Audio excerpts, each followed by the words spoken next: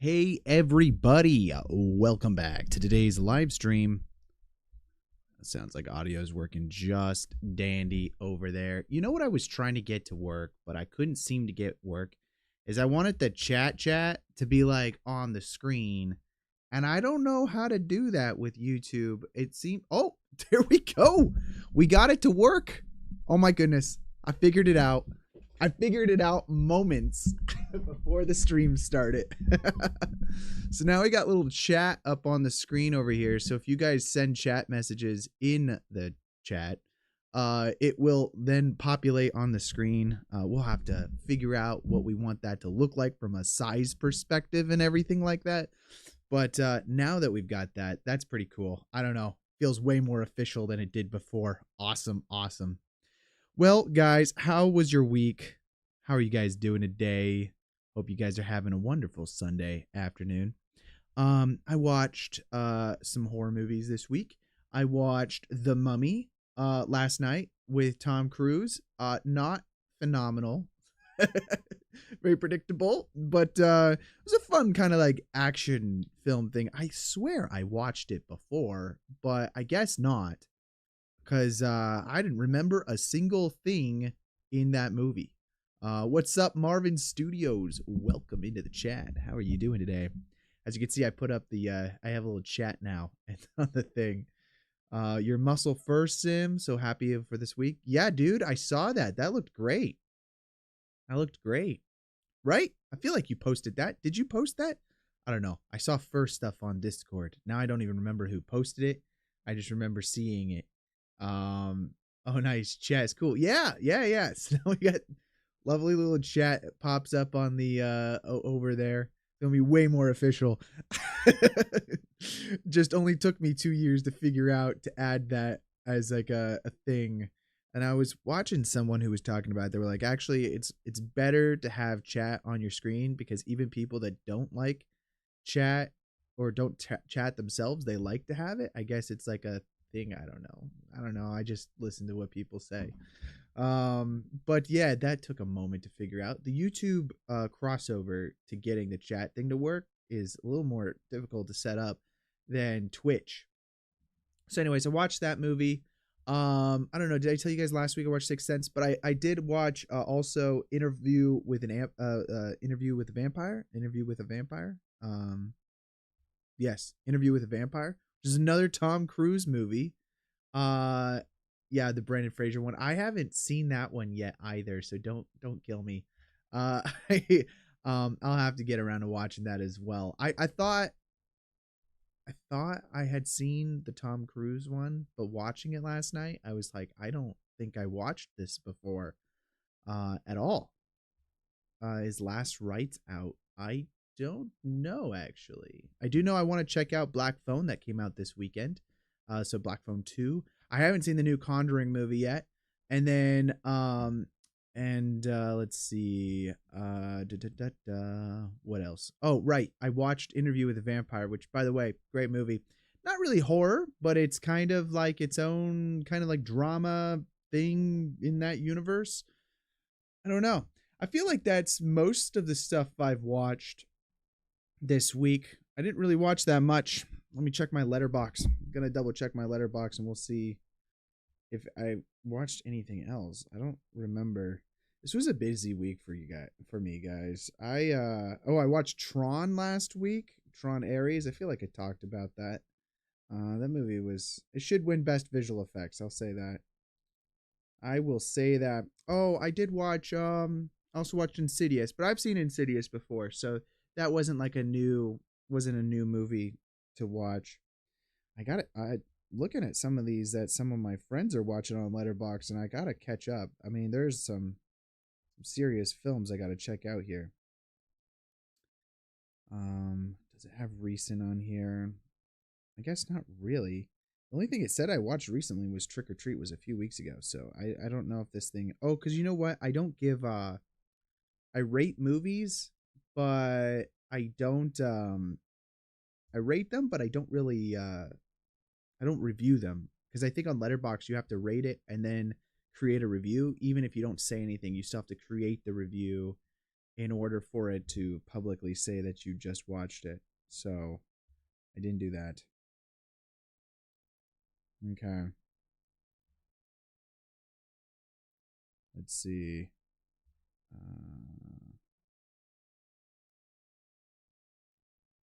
No, Insidious The Red Door is a different movie. I mean, it's Insidious Red Door, but I watched the original Insidious is what I watched.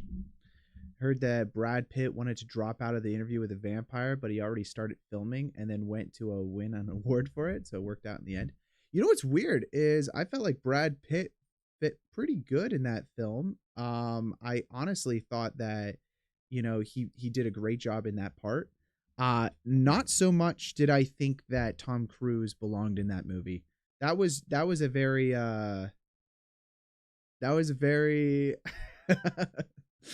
it was a bit of a stretch. I feel like I mostly see Tom Cruise in like these action films, so like watching him in you know, a kind of like somewhat serious drama film was a little weird, you know. Uh but that's just my opinion, okay? That's just my opinion. All right, guys. Well, we got a lot of work to do today on our visual effects shot that we're doing. As you may have seen in our thumbnail and in the title of this film, live stream, we are going to be making a UFO VFX shot inside of Nuke and Blender, kind of working together with the two. I have no clue how easy this is going to be to track or anything. I just was like last night trying to figure out what I wanted to do for a shot today. And I was like, the last 2 weeks I did a full CG shot. So I was like, this week I kind of want to maybe do a live stream where we do a visual effects shot, kind of like a CG integrated visual effects shot. And unfortunately, those do take a lot of time. And I don't want this to be a part one, part two, as I've talked about. This is Spooktober. We're supposed to be doing stuff in one day. So hopefully I can get this done in one go. Do you know how challenging it is to play? Do you know how challenging it is to play a bisexual vampire? No, I don't, because I've never done it personally. So I can't say that I have. But let's go ahead. We're going to start in Nuke today. I think that's the plan. Let's see. Where's my chat box? Okay, I don't know how big the chat's going to be on this. So we're just going to let it be there for right now. And you guys will have to let me know how well this thing works. Hey, Orlando Kaisto, I don't think the hello thing's working today. I got chat to work, but then the, oh no, it works for you. It didn't, guys, scroll up. I swear it didn't work for me earlier. I put hello in there and it never talked to me. It never talked to me. Well, okay, fine. It works for other people, but not for me. That's just dandy. I won't get offended whatsoever on that. All right. I already have a project set up here, so let's go ahead and just import our footage right now. We have a plate already made. It's not degrained or anything like that, but I already made one last night. If you guys want to watch a tutorial on that, I do have a tutorial on this YouTube channel talking about making Asus CG plates out of DaVinci Resolve. So you can go and do that. But this is pretty straightforward. I'm just going to tag it as Asus CG, whoopsies, as Asus CG for right now. I'm also going to make sure that we're viewing this in Rec 709, since it's going to be more accurate of a display functionality between Nuke and Blender, because both will be viewing it in kind of a 709 color space. Secondly, I'll tell you a couple things I updated in my workflow. Firstly, I'm now starting at frame 1001, which is pretty traditional. At our studio, we've always done 1000.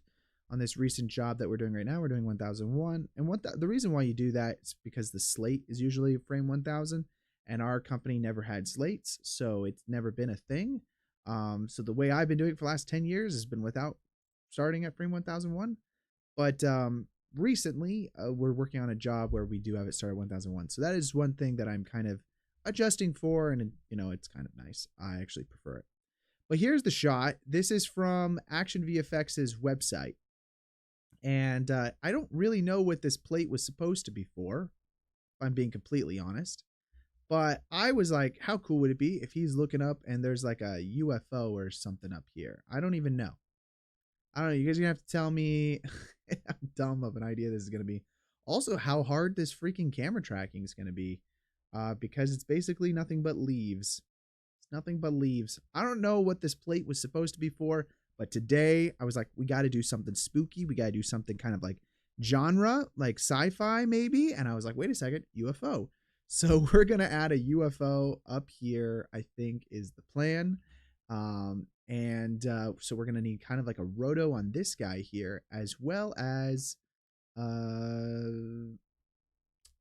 think that should be good. Yeah, so we're going to need roto, and we'll need a good camera track. It's primarily what we need right now. Someone sent a chat. I just want to see how this looks. I'm going to do test. Just curious where that pops up on the screen. Oh, that's a little annoying. Put it like right there, maybe. Yeah.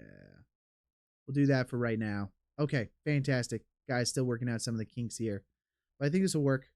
Heard the neutron is not good at all. Well, I wouldn't say it's not good at all. I would say it's just not. I don't know. I'm not going to spoil the film for you guys, but I could go rant about it for a few minutes. Okay, I'm going to set up my project settings here real quick. We're going to set this to 2K 2K DCP 2048 by 1080. So that way our rotos match the resolution of our shot here. And then let's see how hard this is going to be to track. I feel like it's going to be a little annoying. So let's go ahead and save this. Whoops. Save this to our comp folder. Probably should be sorting by name here. And then we'll call this version 1. Yeah, the VFX in it though, Tron, the new film Tron VFX, dude, that probably Oscar winning right there. All right, how hard do you think this is going to be to camera track? I mean, we have so many like contrasting points to track. It's mostly him that we want to avoid, but theoretically, I mean, these could be moving. I really haven't like inspected the footage too closely. I feel like the camera's moving so quick that we're going to be able to get away with a lot of stuff, but it's pretty dang handheld. So that is going to be kind of crazy. Let's add in a roto, and then I'm going to just roto out our guy here. We're just going to try to avoid any complications with the camera track as much as possible. Go to the last frame here, and then just line this roto up as best as possible. You can do this in Blender as well if you guys want to just track in Blender. And then there's also a really neat After Effects, although I definitely don't recommend anyone that wants to do visual effects professionally, do not use After Effects. But if you had to, there is a plugin called After Effects to Blend, or AE2 Blend. And that allows you to do camera tracks that you can import directly. What info could Jared Leto possibly have to be constantly cast? He's got like dark secrets on all the producers in Hollywood. You know, he's got the dirt somehow. He's got something. You know what's interesting? I actually think Jared Leto's not a bad actor. And I don't know what it is because he's not a writer, so I don't really know what it is that causes this to happen, but when he gets in a movie, it's like it's the worst script ever. He's not a bad actor. Like, I actually think he's a pretty good actor. But like I don't know what happens, but every time he gets into a film, it's it's crazy. All right, let's try mask alpha here. We'll go to our settings and we'll preview what it's tracking. As you can see, it puts little tracking markers pretty much everywhere except for where that mask roto is that we just created. Probably going to increase the number here to a higher value, and then let's spread these guys out a little bit. I think that's a good threshold right there. And then we're going to go over to our camera tracking settings here. Oh, this is beta. I guess we don't really want that. 1 second. We want our camera track classic, guys. We don't want the beta camera tracker. Sorry, Foundry. I am using the classic version. Although, wait, was I already using it? I was probably using it. I just didn't even realize it. try 300 here. But yeah, I think Jared Leto's actually not that bad of an actor. I actually think he's a really good actor. I just don't know what happens, but every time he gets put in a film, it's really not that great of a movie, and I don't know why. You know what I don't like? Let's put this a little further over there. That way your name's not getting cut off. The film itself does look pretty good. It is. It looks amazing. But you can't help but wonder how it's going to turn out when you see Jared Leto there. Hey guys, I don't know if you've seen Fight Club, but he's in Fight Club, and that movie is one of the best movies ever. So, you know, maybe it's not him. Just saying. Just saying. All right, let's see how well this tracks. I have a feeling this is not gonna. We're gonna have problem. Oh wait, what is going on here? Oh, I forgot to enable mask. That's what happened. Try clearing the tracks again and do that again. My bad. Yeah, guys. No, and even in Tron, like I watched this movie and he's pretty good. He's pretty solid in it. But it's just like, I think my problems with it were more like in connection to previous films. It felt so disconnected. That's more so where my issues came in. I thought the movie itself wasn't a bad movie. I just didn't see how much it connected to just like even the last movie that came out, Tron Legacy, which, I mean, dude, that movie was goated. And I like looked it up. It seemed like because as a kid you don't really know. Whoops, let's try solving that again. As a kid, you're not really paying attention to box office successes or how well something does in the marketplace. But like, I just remember as a kid being like, guys, this movie is so cool. It's just so innovative in the way in which, like, I always say, like, every great director has their own, like, space kind of film. And this is like, it lives with inside of that kind of like world where it creates its own definition of what space travel is. It's not space travel as much as like interdimensional, like 3D video game program travel, I guess. I don't know. But that I think is like so cool that it has like this different language inside of it. And it's a very distinct language. All right, let's get that. We got this solve error under 1 pixel. Should be pretty okay. Let's see how crap this is. I really don't think this is going to work out. I'm so pessimistic about this. All right, let's turn off that. We don't need it. And then let's go to here. And then let's say, I don't know, this is a good defining point. Let's create a card there. And we're just going to plug that card into our scene here with a checkerboard. Right, yeah, I am on Nuke X. I was going to say, like, if I'm not on Nuke X, none of this is actually worth my time because I can't output the 3D track from here. But luckily I am on Nuke X, so it'll work just fine. You haven't actually seen any of the previous Tron films. You just general idea and the aspect of the originals. Dated for obvious reasons, but I still haven't respectful. Yeah, it's true. I would say then you're gonna like this movie a lot more than I think I did, just because you've got nothing to compare it to. It's a good movie in itself. Like, it's enjoyable to watch.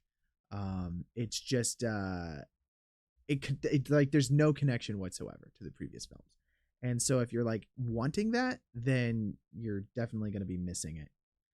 Okay, that actually tracked pretty dang good, guys. Okay, let's we're gonna add another one over here, just so that way we have a little bit of an understanding how far away everything is in 3D space.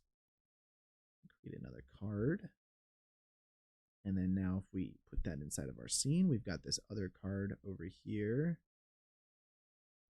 And then that should track to that tree. So what I'm trying to do right now is tell myself in 3D space kind of like where everything is. This card right here, for instance, shouldn't be closer than the other card, but it looks like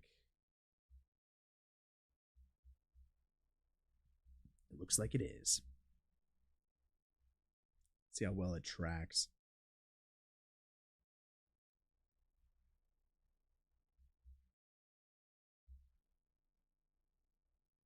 mean,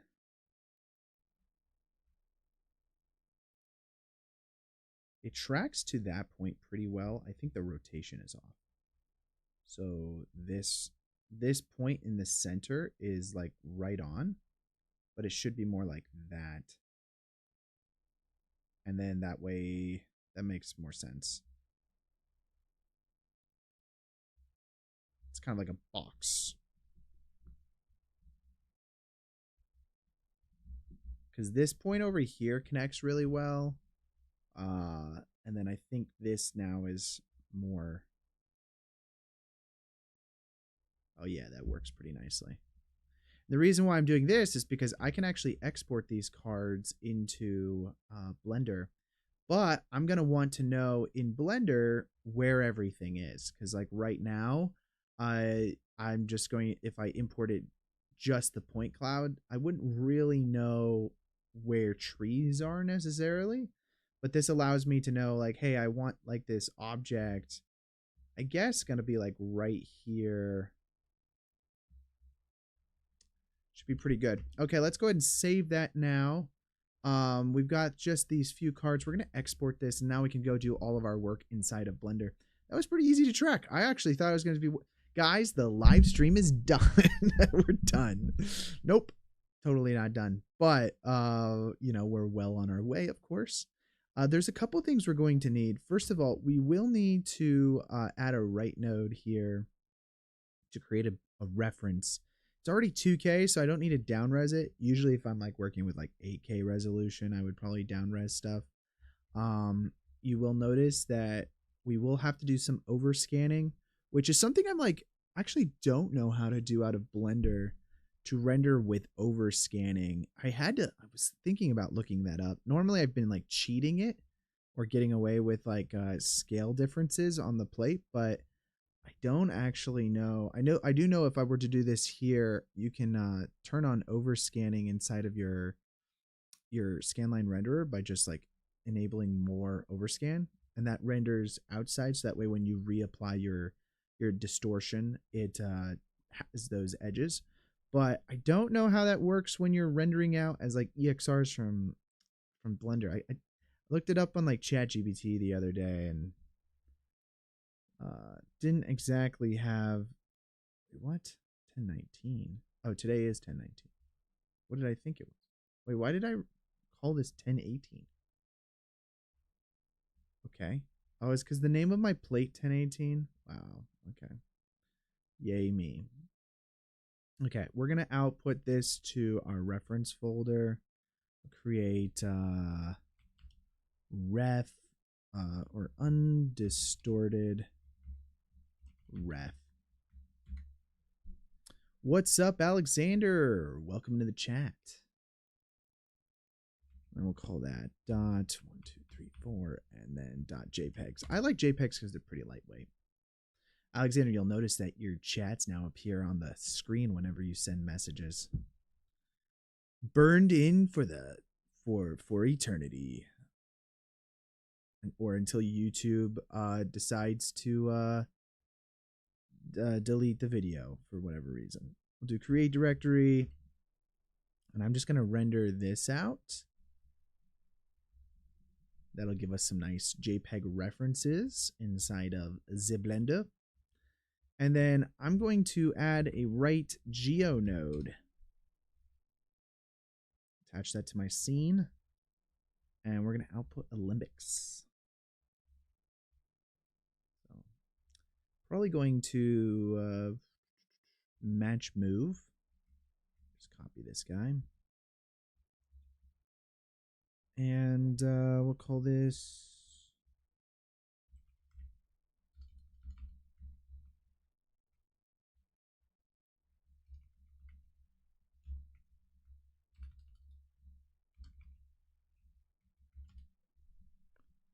let's see, we don't need point clouds. We just need cameras. We don't need axes. Swap that to Agawa, and then we'll do global, so that way it does the animation of the camera move. Great. Now let's minimize that and open up our Blender. There we go.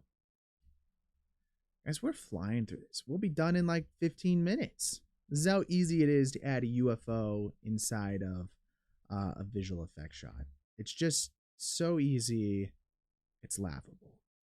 Right? Right. Let's go ahead and import our... We're going to spend way more time 3D modeling today, which I'm glad. That's the kind of stuff I would rather spend more time on, is that. Okay, so here's our camera, and then now if we play this back, see our frame range is 1001, and it matches the 1001 to 71,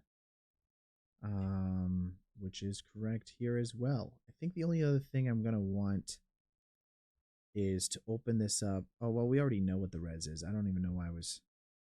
Normally, I like to just pull it up to just make sure that it's exact same resolution, but I mean, I kind of already knew what this was. 2048 by 1080, so it matches perfectly. Always found it difficult to camera track. I say difficult, you remember more than never perfect ones. I remember trying one recently and nothing was going your way.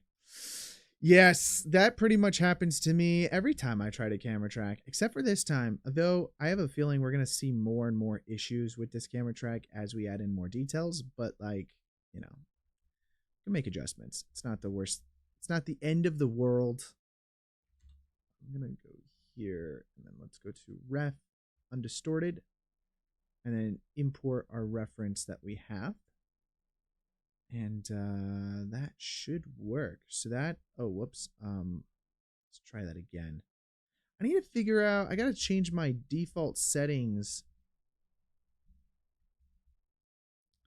Got to change this so it doesn't detect UDIMs, because I almost never use UDIMs, and it always, for whatever reason, thinks I'm working with UDIMs. And I'm like, I'm not working with UDIMs. 100% guarantee you I'm not. All right. And then now change this from single image. It didn't even check it as an image sequence when it's 100%. Is it because I do dot? Is that what it is? Because I do dot 1001. Oh, I guarantee you that's what it is. Okay, whatever. You're wrong, Blender. And then, yep, that's the first frame. So that looks like that works. And we'll make this our camera viewport over here. This one will just be our 3D viewport that we're going to use for all of our 3D modeling purposes. And over in our settings for our camera, I'm going to set the viewport display for pass-through to be completely black. So that way, we're only ever really seeing what is coming in and out of our camera here. Next up, we're going to go ahead and save this project real quick.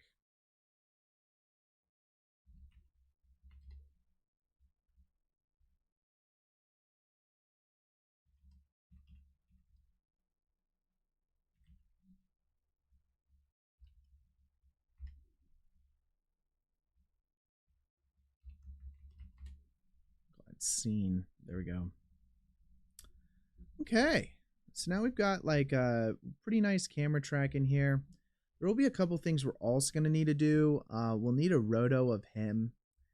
We might want to do switch light on him too, especially if we can have a tractor beam. I don't know. We're gonna try some things today, see how well it goes.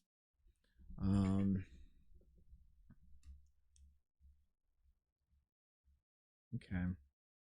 Let's try this. Let's just add a donut.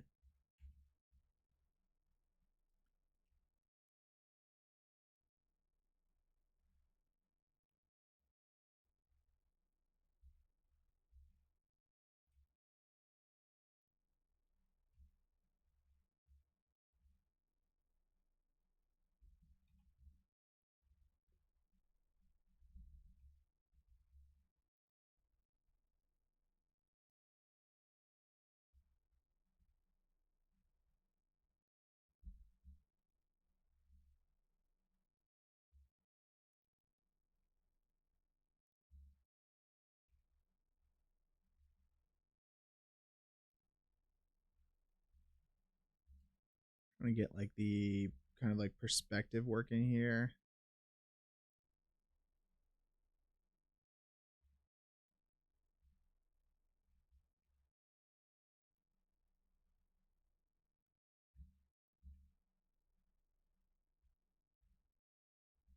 Yeah, that tracks in pretty nicely. Awesome. Next up, let's go ahead and can I change the size of this? Yes, I can.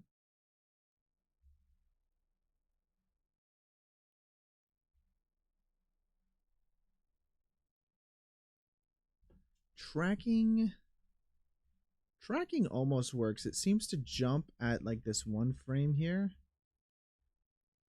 You see that? That's obviously not good. So we're going to go back to our nuke.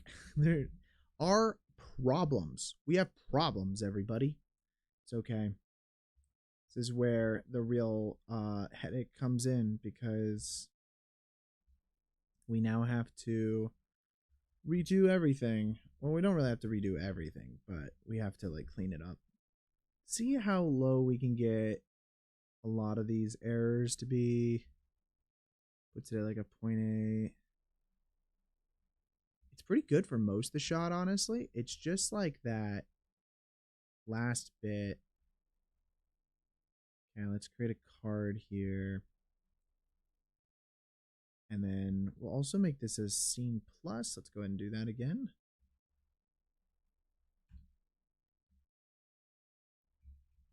Pretty okay. Let's see where that is.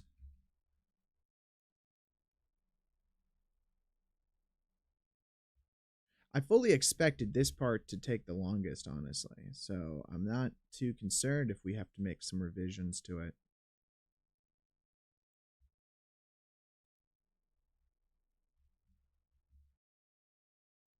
Okay. That's good.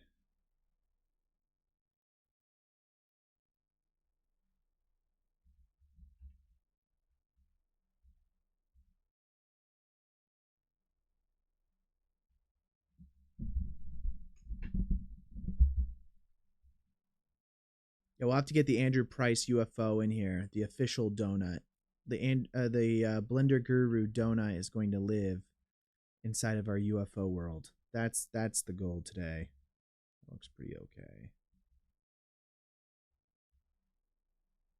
Let's do this tree over here. Yeah.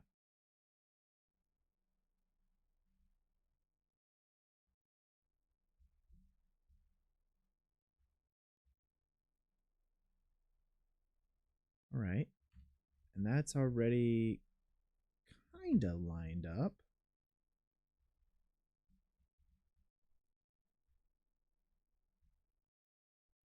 How well that tracks.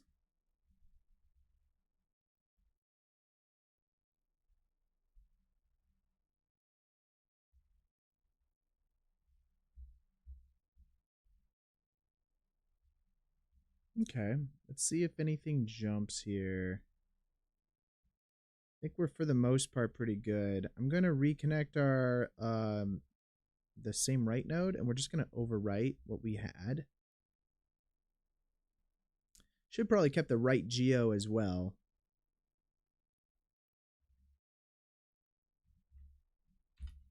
Otherwise, we have to do this again.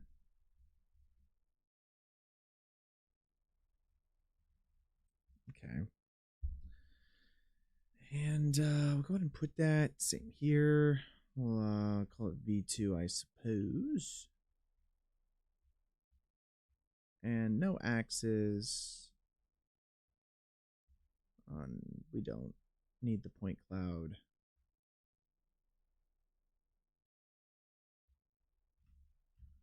Fantastic. Now we go back over here.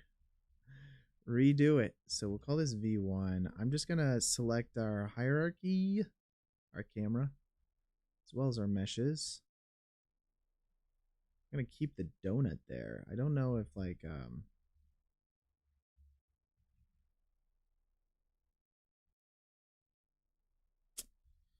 don't know if we need that right now, but let's try this. So we'll do file, import, Olympic, and then we'll do our V2.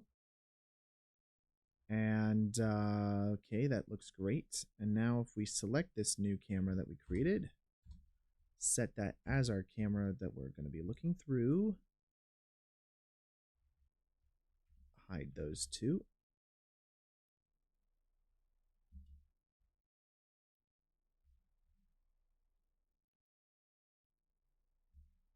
Okay. Back to our background image and add it again.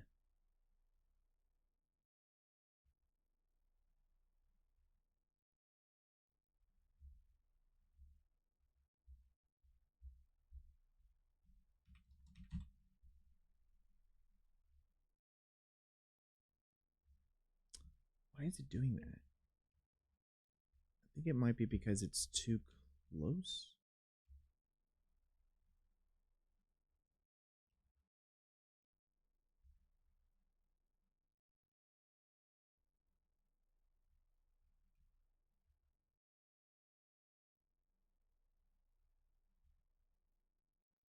It is doing that drift there, though, on that.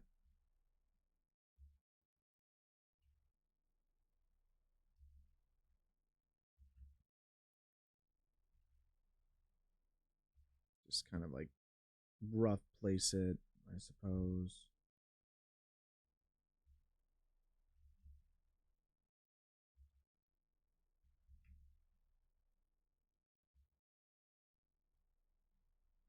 I mean, that works for me.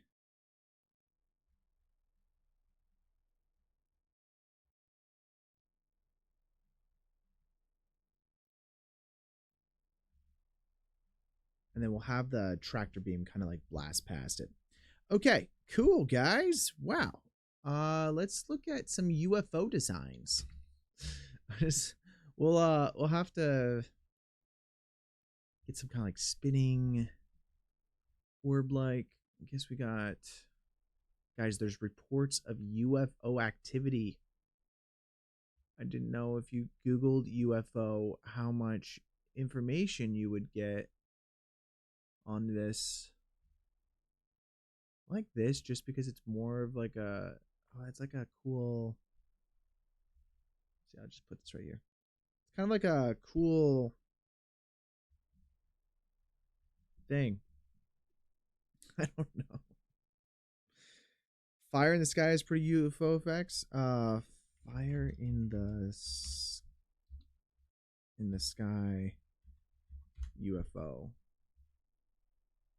Oh, that's different.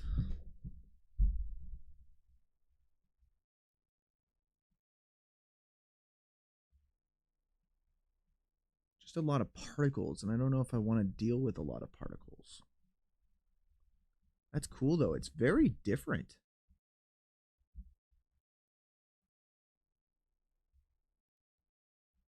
Let's see.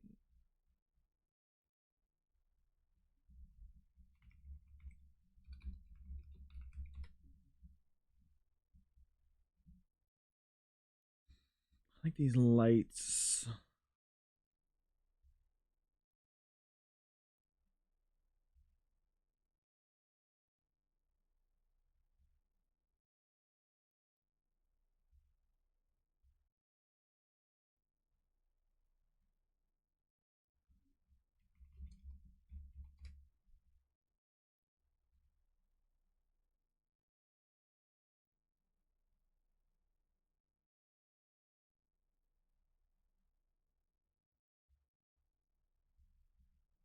That's cool.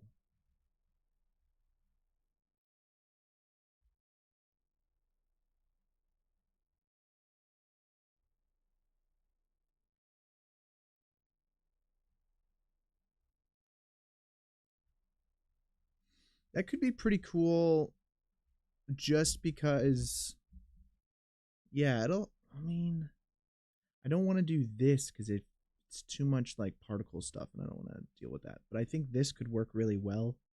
And we'll do a similar tractor beam style, I think, to just kind of like light kind of all around him. Okay. How will we go about 3D modeling this? Well, good question. Glad you guys asked. Through much despair is what we will be doing. Let's call this camera. And I'm going to select this hierarchy here, throw that under there. Fantastic. And for right now, let's select this hierarchy ref. Beautiful thing. Okay. New collection. We'll call this model. And since you're doing something alien related, I'm curious if you know about the Skinny Bob alien video. I do not. I do not. Is it a YouTube video? I kind of want to build out this thing here. And let's see. We're going to want that. Ben, how are you doing today? A wild Vatican shotgun appeared. Hey Ben, I put the chat in the actual live stream video. So now every time people chat, it appears on screen. Okay, let's turn off camera for right now. We'll do cursor to world origin, I think. And let's add a circle. I think maybe we'll just start with a circle. Always start with a circle. Okay, guys? Screw the cubes. We don't need any cubes. Just start now with the circle.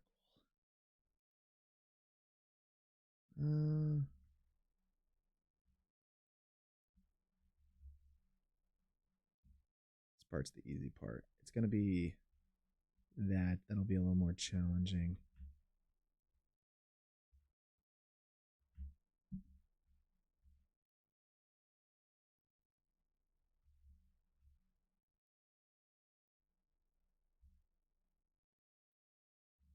That's cool.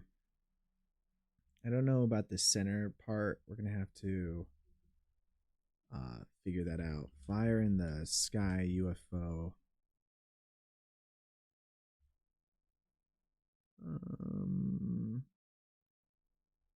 UFO tractor beam.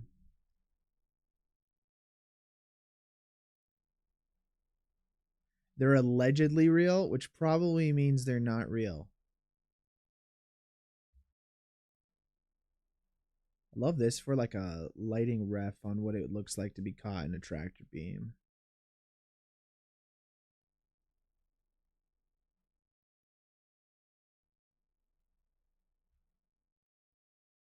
All right, we'll come back to that. Let's get this outside portion kind of like underway.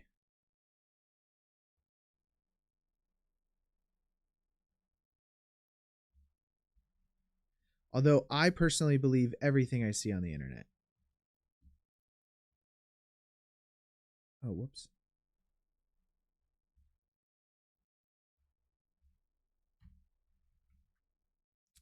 Don't you? All right, then we'll do, okay, not. Want two blanks in between?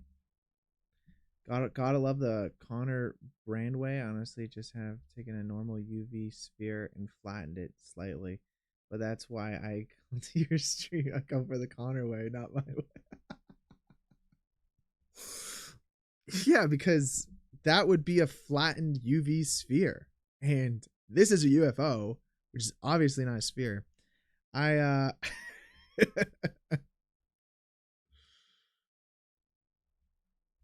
the Connor way never gets me in trouble whatsoever. Okay, wait a second. Do we want it every, let's do every 3.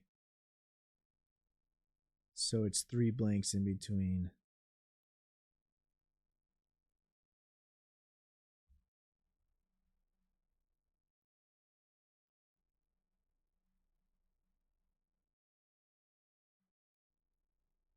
Yeah, it looks good.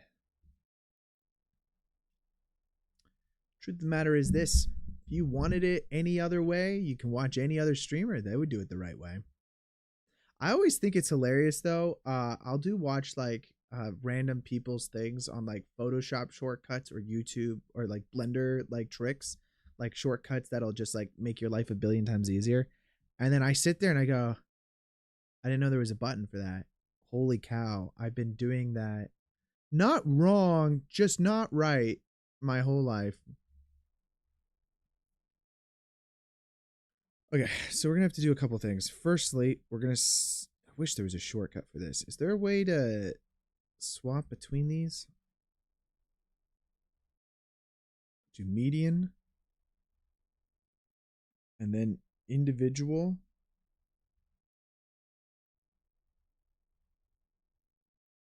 And then we go back to median.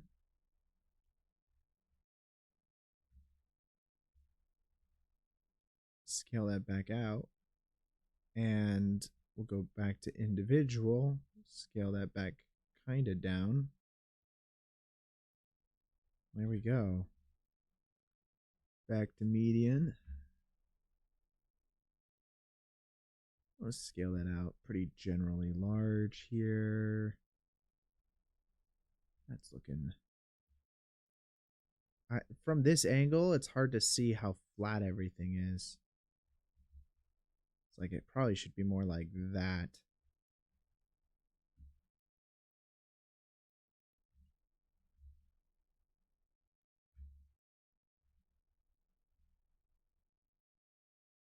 Okay, yeah, we'll do that. And scale it out. I want it more like upwards, I guess. Probably about this height.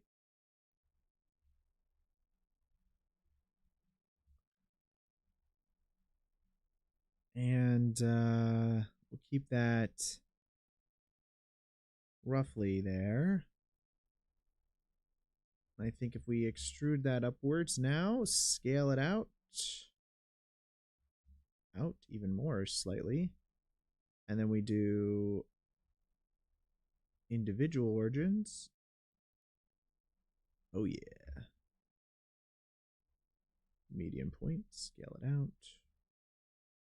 And then individual origins. Ooh la la, baby.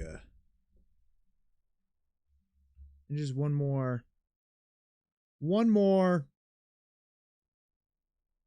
Want that on median first. And then individuals.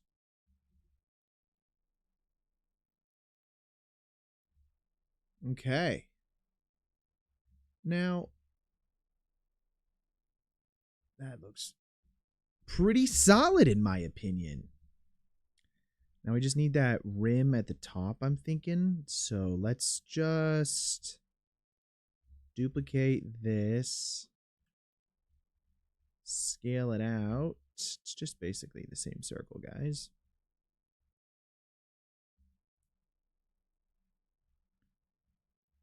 Now, how likely is this to line up? Beautiful.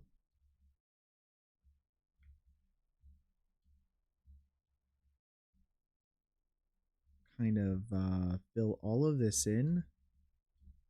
And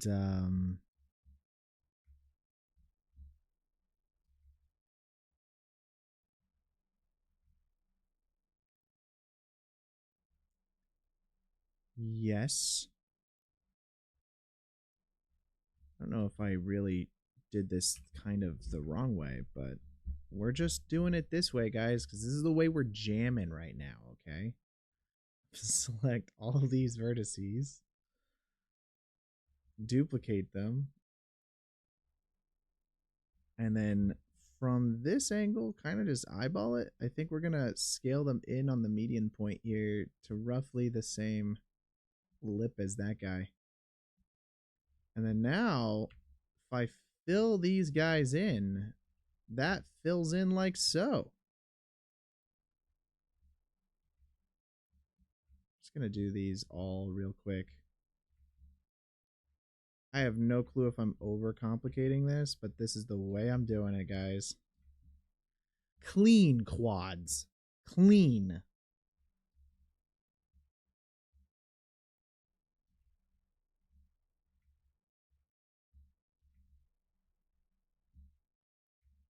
Oopsies.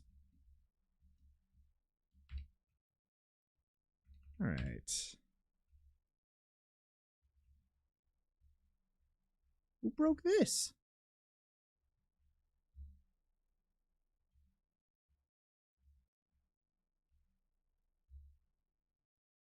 What did I do?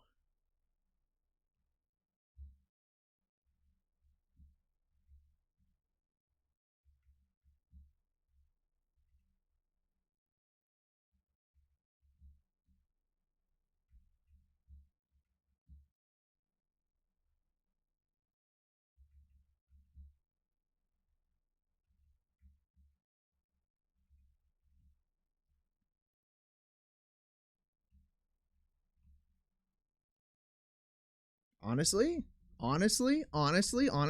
looks pretty good. Okay, so let's select this top piece now. I'm just gonna scale it out a little more. We'll just, do it a little different, like so.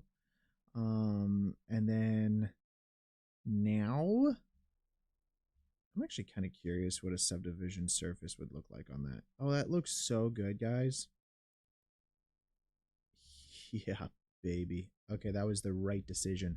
Flattening sphere would not have looked that good. Just saying. Just saying. All right. I don't know. What do the tops of these things look like?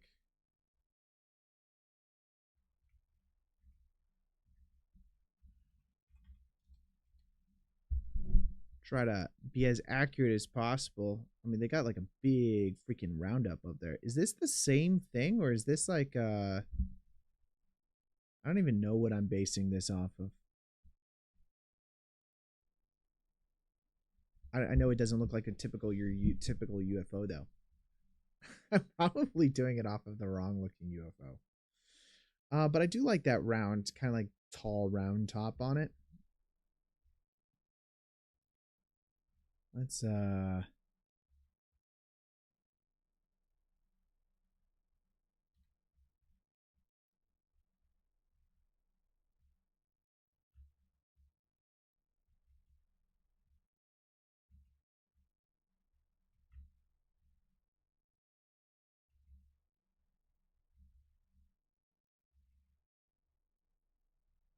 all right. And then we will do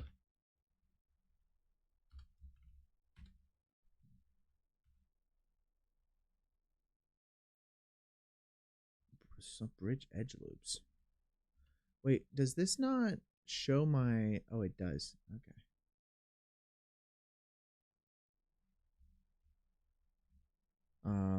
Yeah, okay. I was trying to do a bridge edge loop thing, but it said to select at least 2 edge loops, which, fine. I'm just going to make it a fill, which is not the right way of doing it. Maybe even better, let's do another extrusion, scale it to 0, and then do mesh, clean up, merge by distance. That way it looks more like a sphere would. I was trying to make a nice grid fill situation, but did not work. All right, for the bottom bit here, let's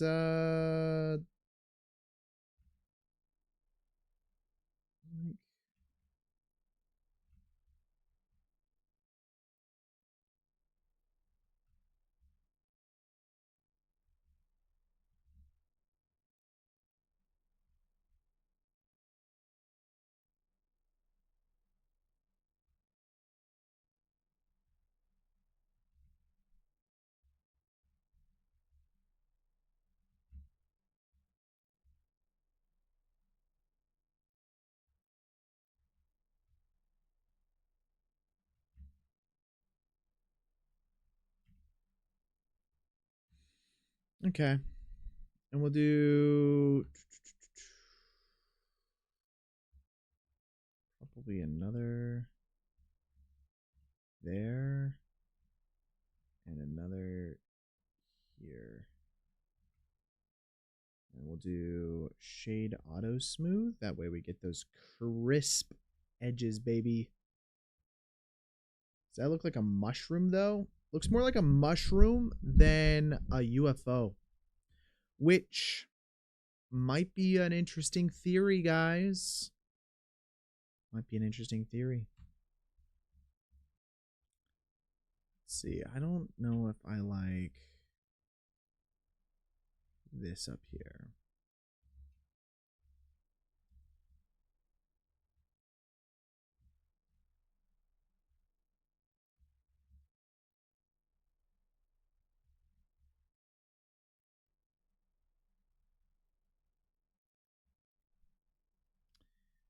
Who says UFOs don't look like mushrooms? Back in the day, I was a UFO no, I'm just kidding. I don't even know.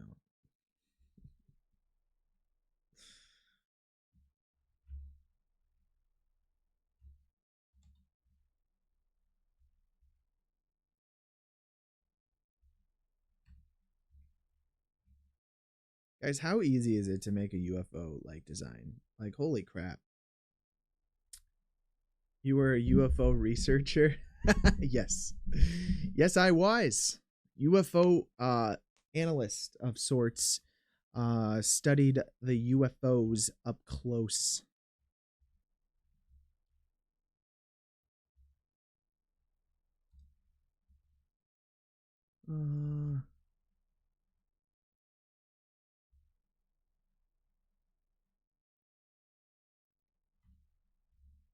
Not like that. That's a cool design. Just making up crap right now, guys.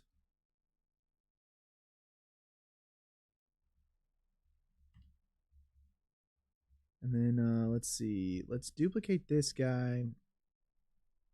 We're gonna scale it in a little bit.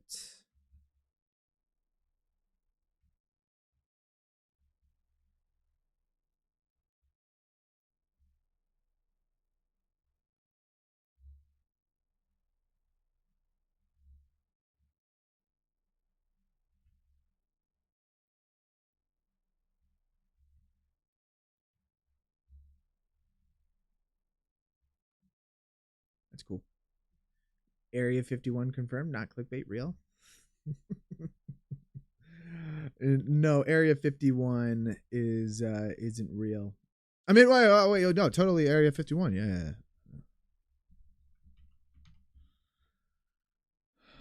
Let's see. Let's add in some.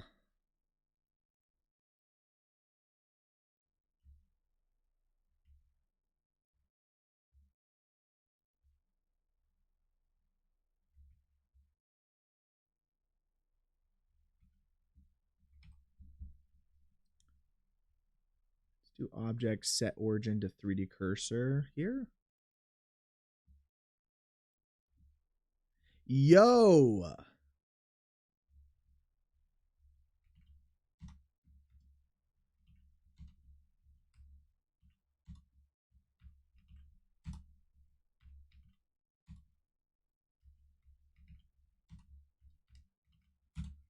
Do that. Connor confirms existence of Area 51. Area 52 in question. All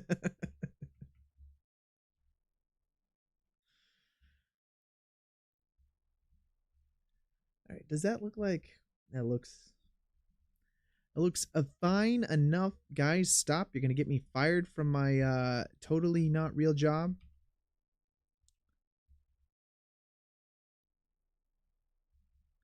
And Area 100? No. Area 100 doesn't exist. Not yet. They're setting that up for next year. Wait, what? Wait, what? What? No, I didn't say that.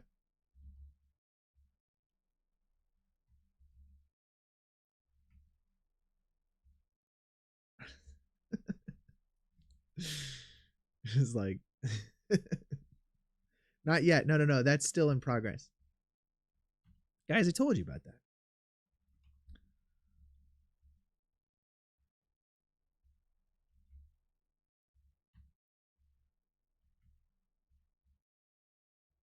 That's cool. I like that. 1080p, 60 hertz? Nah, guys. Because I didn't even tell you about the real big news yet.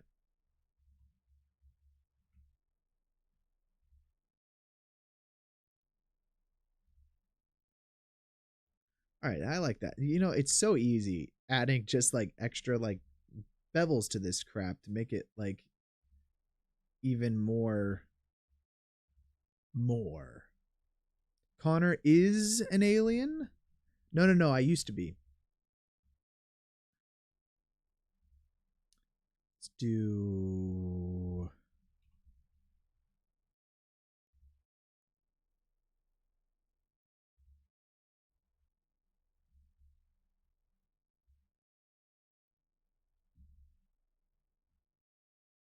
Came from a Roblox rave.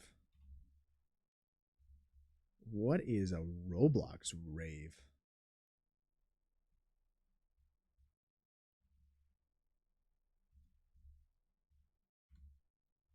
Is it like a rave, but in Roblox?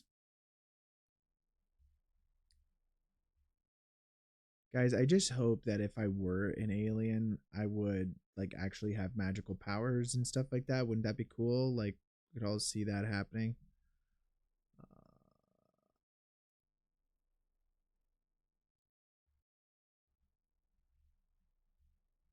Add some geometry here with a little bit of depth to it. Oh, that's cool. It's like some pipage, you know? Nickies, welcome back. Lacking for have I think judging from lack of it's a rave that happens in Roblox.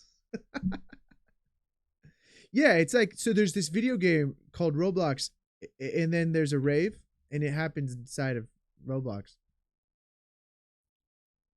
I knew that. Let's do that.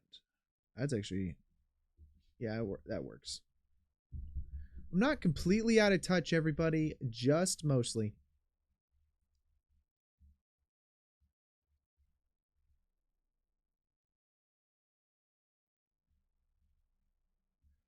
All right, I'm going to add one edge loop up each one of these guys. And then, yes, we're going to select it.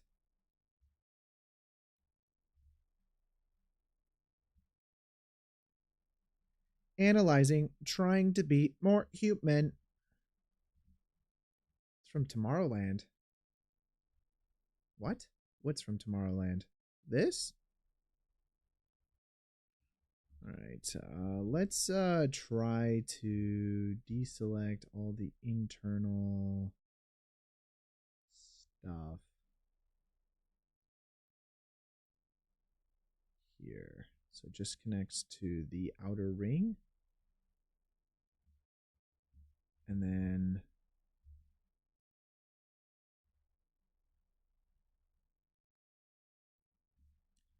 from top view, this will be a little easier. We'll go here and deselect everything. Pretty sure we're witnessing Connor remaking the ship he crashed here. He seems to have all this figured out. Oh. I will say I do have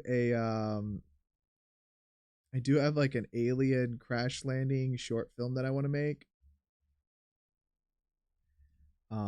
I pitched it to a few different people and they seem to really like it, so I might actually do it.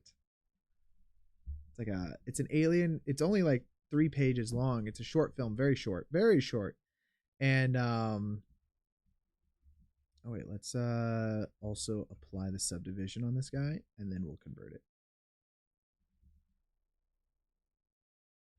Although actually maybe having it slightly jagged based on a true event. That is, well, neither confirmed nor deny. Oh, wait, neither confirmed nor, yeah, something like that.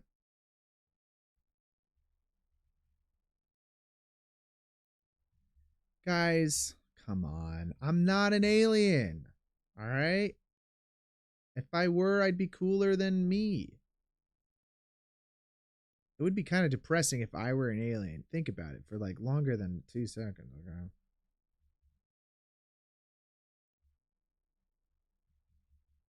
Wouldn't it be kind of disappointing if you found out like aliens were like less cool than like humans.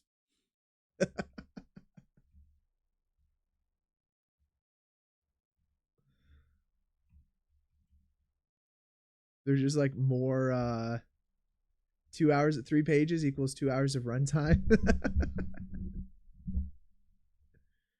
I dented your garage. Oh,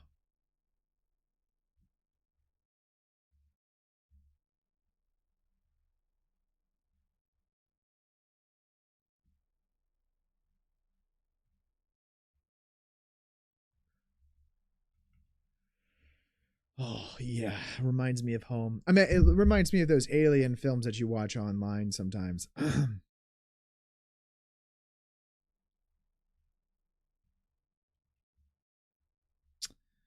Okay, let's go ahead and select all these interior windows here.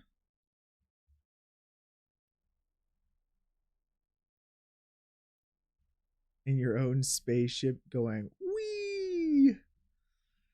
Yeah. No, you're right. It's not that bad.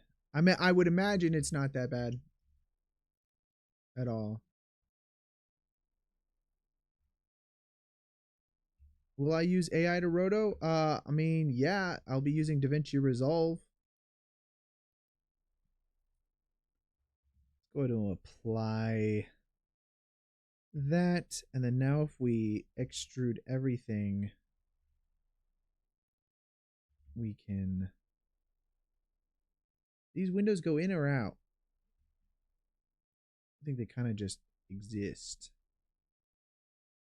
Now let's do individual scale here.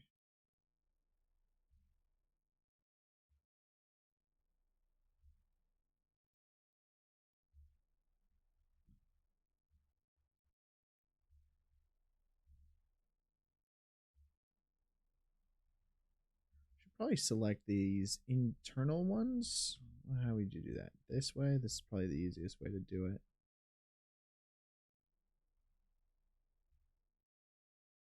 Wait, was that my camera? Did it just turn off? No, I think we're good. I thought I heard the camera just turn off. I was like, are you serious? It's only been like an hour live stream so far. Okay, with that selected, let's go ahead and bevel in.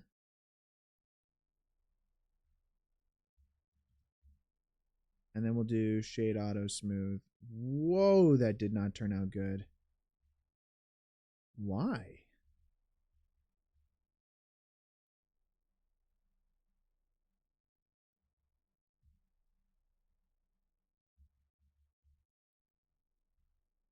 Okay, well, let's try subdivision surface on this guy.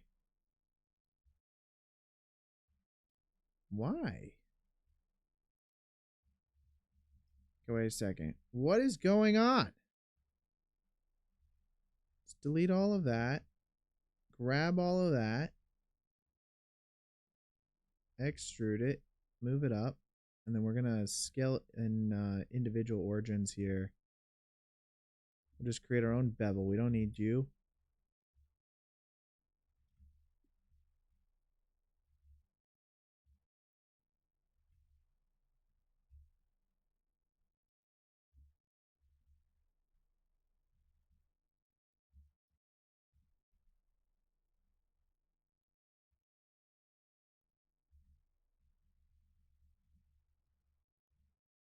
Well, I did try only one bevel.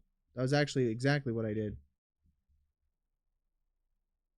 Let's try this. We're going to extrude it, scale to 0, and then we'll do mesh, clean up by distance, and then we'll do shade auto smooth. Nope, that actually looks cool. Wasn't intended, but it looks cool. You wish Chicken Jockey cam from that spaceship came? Chicken Jockey coming from the spaceship? I thought we moved past. Chicken Jockey was like 20 years ago, dude. Chicken Jockey is such an old joke. It's gone now. We did that back in the day. Go ahead and apply that as well. Beautiful, guys. I honestly, really, I think, we did a stellar job here. I mean, by we, I mean me, but, like realistically, we did not too bad of a job here. Let's go ahead and add in a UV sphere. How about there? The OG chicken got, you missed that. The OG chicken, we did a chicken jockey live stream. Like, we did that already. Is it back? Is the meme back, everybody?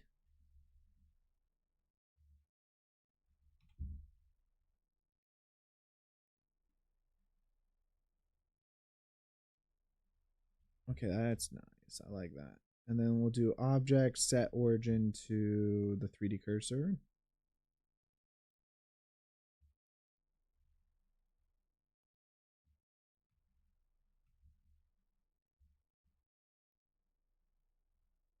What is that rotation at? It's 45, so rotate 45. Beautiful.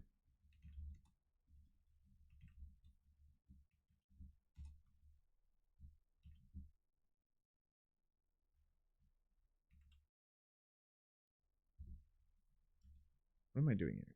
Let's duplicate that, rotate it 45 degrees. Duplicate it, rotate it 45 degrees. Duplicate it, rotate it 45 degrees. Duplicate it, rotate it 45 degrees. Duplicate it, rotate it 45 degrees. Your 20s, but I'm 80 years old at heart, so obviously you have no idea. What? You're not in with the in? Come on, Baragon Productions.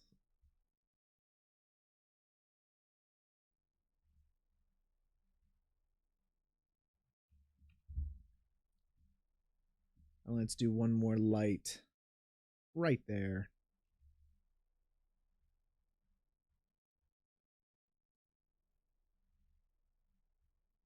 Baragon Productions, you're supposed to be like in with the in. All right, and then we'll do object, set origin to 3D cursor.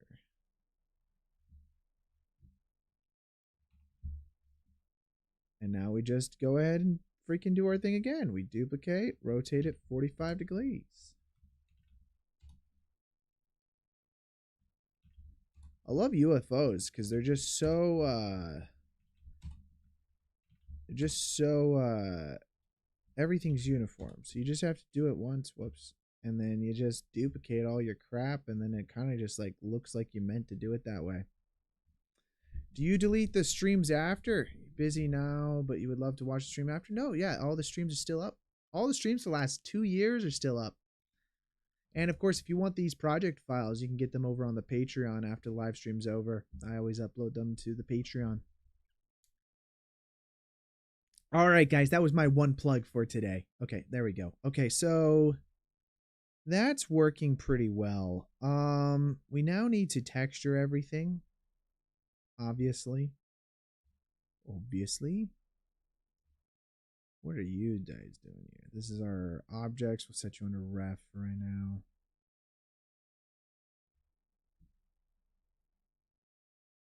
I'll have to like join all this together. I feel like the shading's not going to be too bad on this, but I always say that.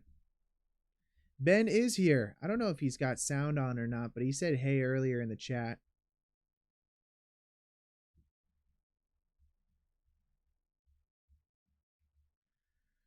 All right, I got to start.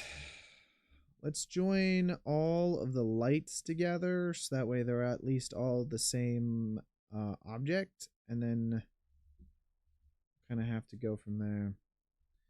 How do we know if UFOs had texture? What is there in space that would give it texture?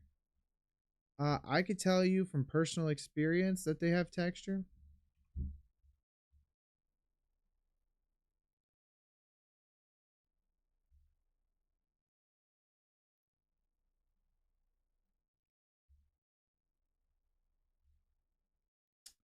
Yep, personal experience.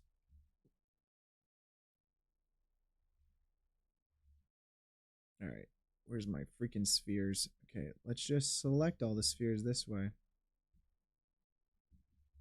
That's one way of doing it. I can tell from a ton of Hollywood movies I saw that they have texture.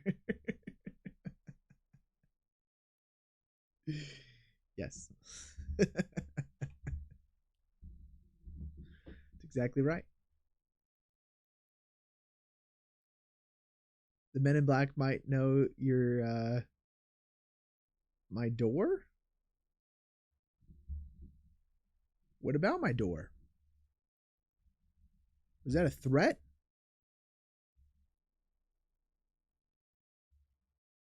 You watch it there, Sonny.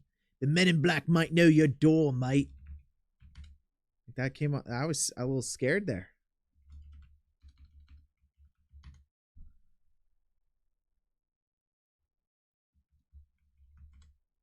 A promise. It wasn't a threat. It was a promise. Oh, goodness. Ben, we might have some moderating that might need to be done here. All right, let's see. That's still curved, so we'll do objects, and then we'll convert you to a mesh. All right. Now these pipes here. All right, the shading on this is going to be very simple. I don't care. We don't need any crazy complicated shading for this. I'm gonna set this to be a little bit brighter just because like the lighting is obviously going to be different. Men in Black starring Will Smith at your door, hopefully. Just make sure to keep his wife's name out of your mouth. Okay, let's no, I guess that was an old I'm sorry, that was a really old meme. That was a really old meme. I'm gonna add a new material here, and we're calling this body. 20-year-old memes. I don't know what you're talking about.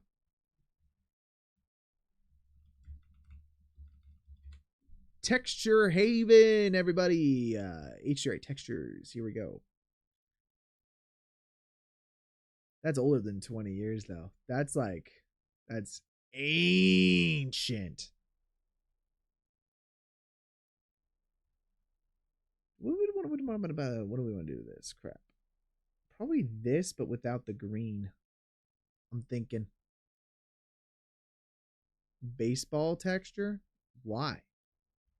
Why would it be baseball textured? I'm gonna do 8K res textures, guys. Mostly because I need a folder. Mostly because it's VFX and I want it to have a lot more detail on the stuffs.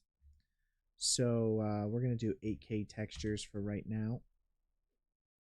I'm gonna call this texture. Baseballs don't look alien to you? They don't look alien. What about a baseball looks alien to you? Do you know something we don't?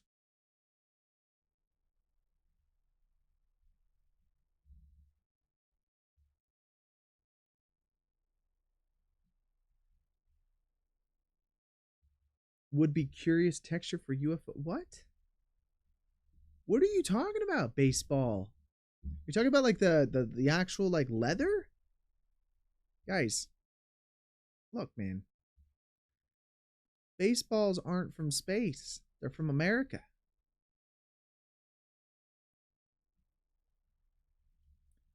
All right, what do we got here? We got roughness. Let's look at that just to see how bad our thing is. It's pretty bad. Fantastic.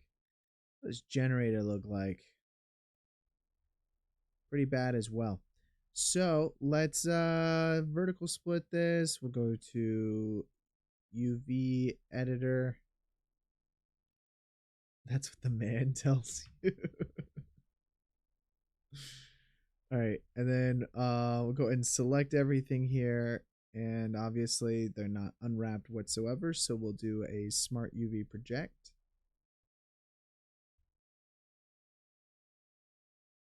And that's actually not too shabby. Okay, So now what I'll do is we need our normals. Let's go and drag that guy in here.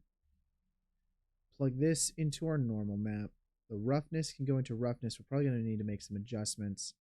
We're going to turn metallic all the way up. I'm not going to... We might use the displacement, but I'm not using the diffuse.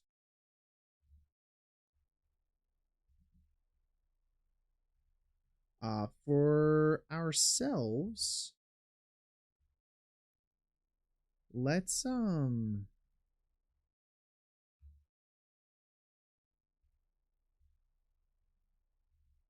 do this. I need real quick a normal map.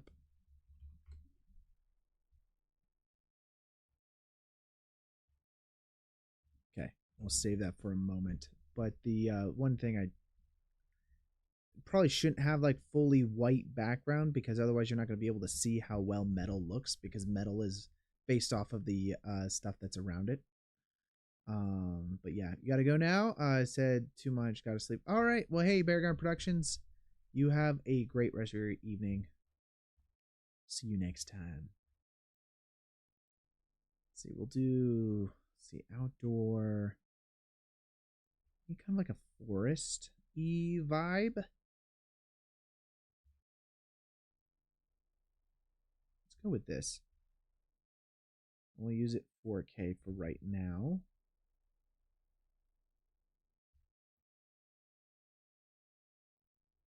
Let's call this HDRI.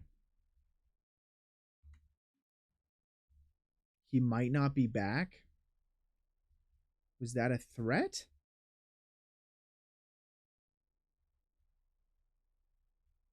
Damn, Nikki's coming in with all the threats today.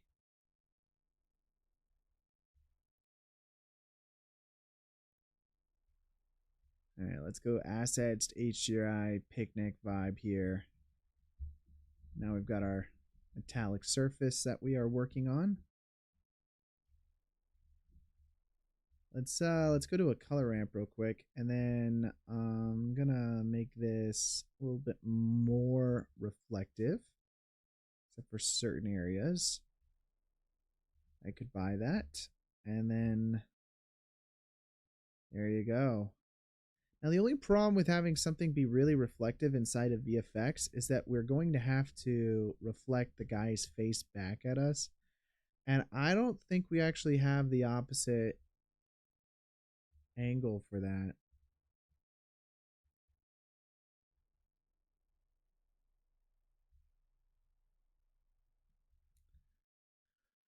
I don't think so anyways.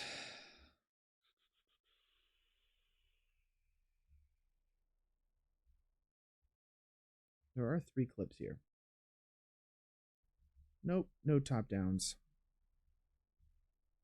We're gonna have to probably not have it be so reflective.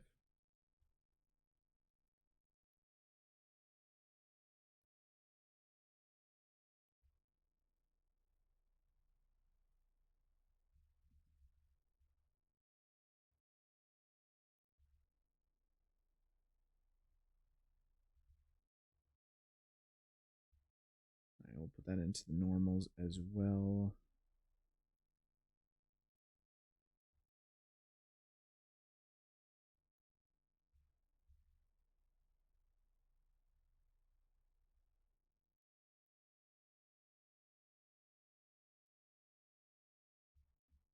Ooh, that looks good. I like that. Just reflective enough where we'll be able to create like the trees and maybe a form of a person standing there, but it won't have to be perfect. I think that'll work pretty nicely. Okay, this now I need kind of like a...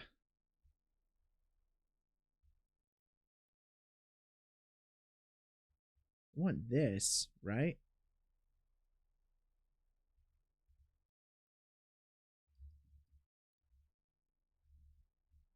Start with this, okay? And then we'll use a noise texture, I imagine.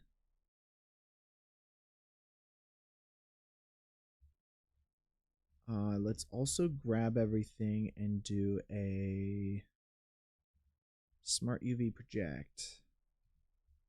And then we'll make sure that we're using UVs for this.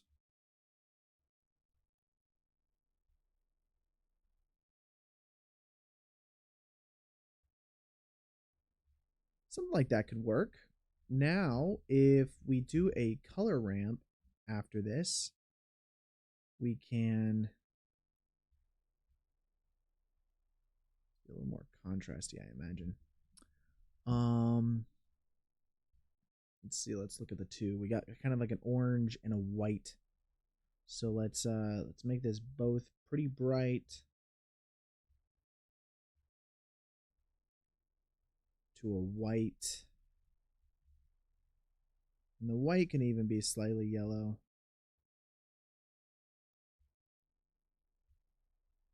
And then let's add that to the color here, and then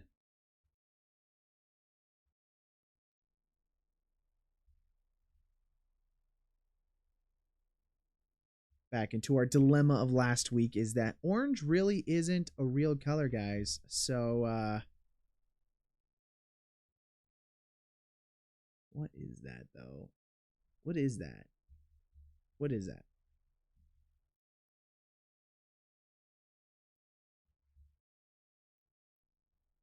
I'd like to maybe let's do a linear gradient on this now. A gradient texture.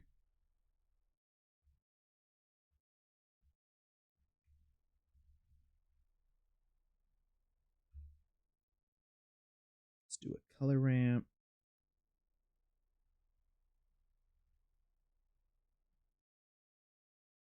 Be nice if these were actually all lined up, but they're not. Let's go here and do what do we want? I think we need to organize these.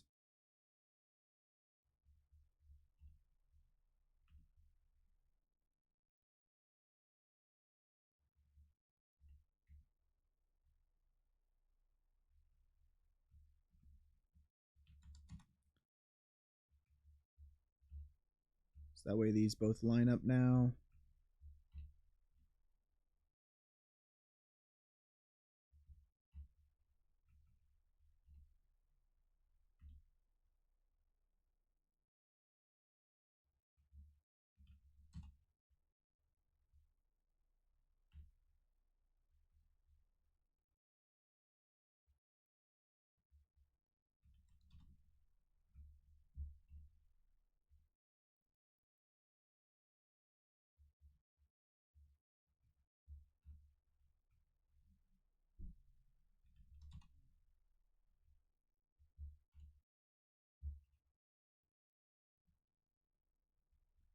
Have you seen the new AI video generator called Sora 2? I actually haven't checked it out. Is it I feel like well, okay, when I say I haven't checked it out, I haven't done anything personally with it.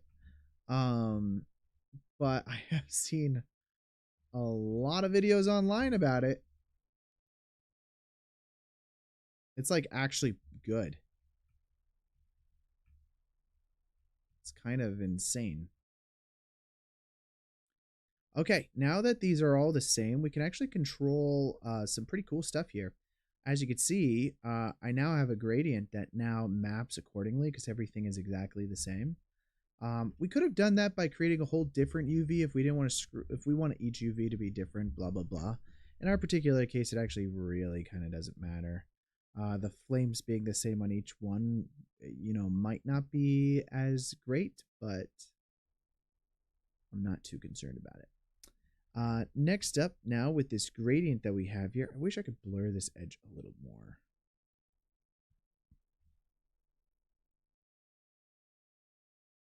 I think we'll do something like that. And then we'll do mix color. And let's take this value and then we are going to multiply it. So instead of this mix that we have here, I'm going to use multiply against this color value here. And instead of it being pure black, I'm going to make this a little brighter and more orangey. And a little brighter. And then this value is just set to 1, so it shouldn't really be doing anything.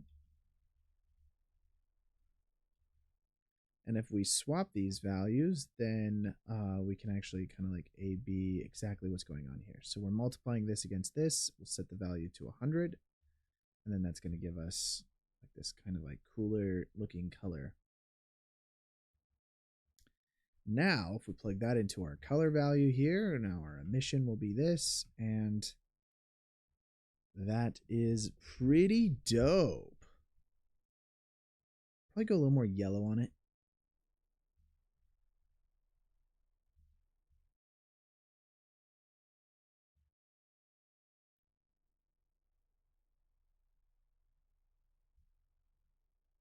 And then this orange.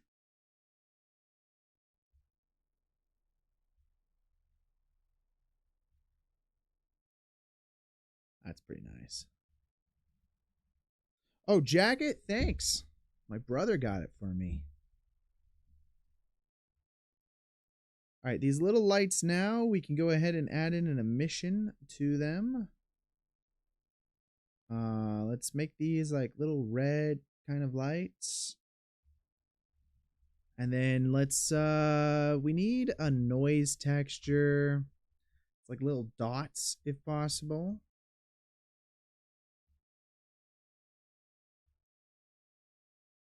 Although that actually looks pretty cool. Take this value here, and then we'll use another color ramp, and we'll set the white value to this bright red that we have.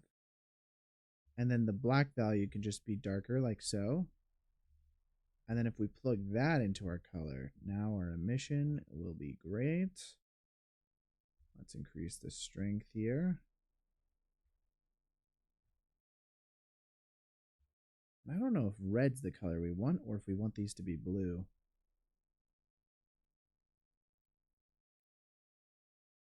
No, it's got to be red. Now these pipe fixtures, let's create another emission here or another shader. And let's find ourselves a new texture.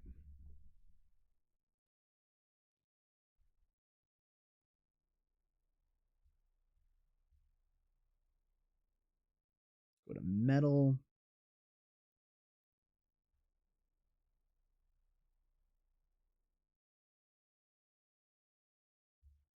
Probably this, honestly. And then let's just make this 4K because it's a smaller object.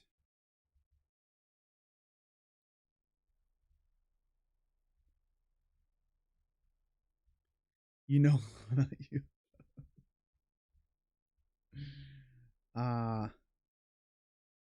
Let's just say I have some personal experience. Throw the diffuse there. We'll maybe add a displacement. We'll use the metalness and then normals and a roughness.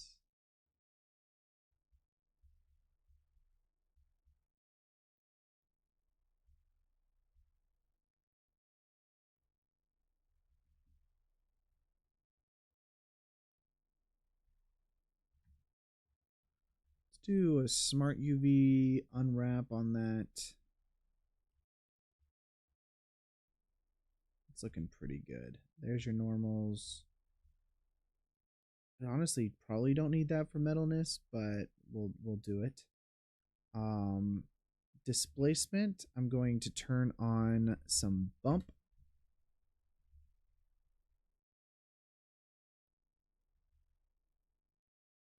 And then the roughness here, we just plug that directly in, and then their normals as well. So just convert this to a normal map. And there we go.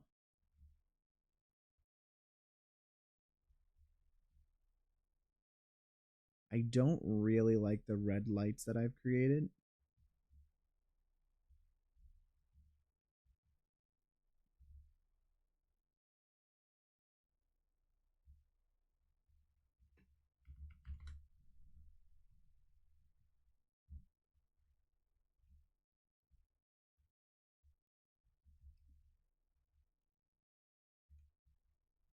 Okay, we've got like these extra lips that I created in here.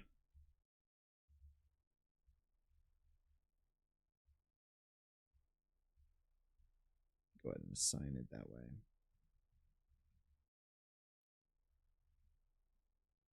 I don't like the lights at all, guys.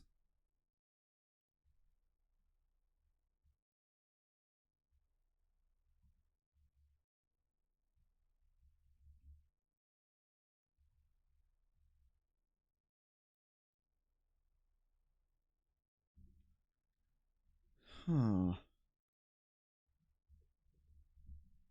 Not really a fan.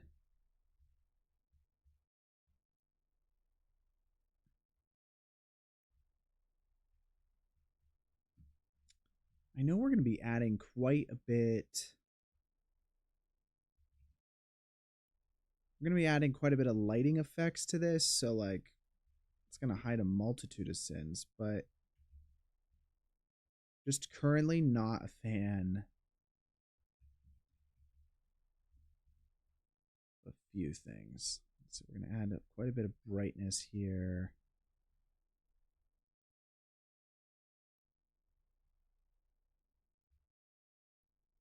Should be good, honestly, because it's just really for the reflectiveness of everything.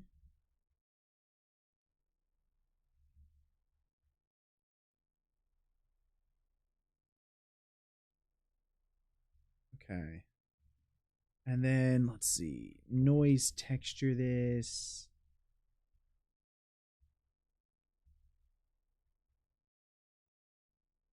Oh, whoops, that's the pipe. That's not what we want. We want the body.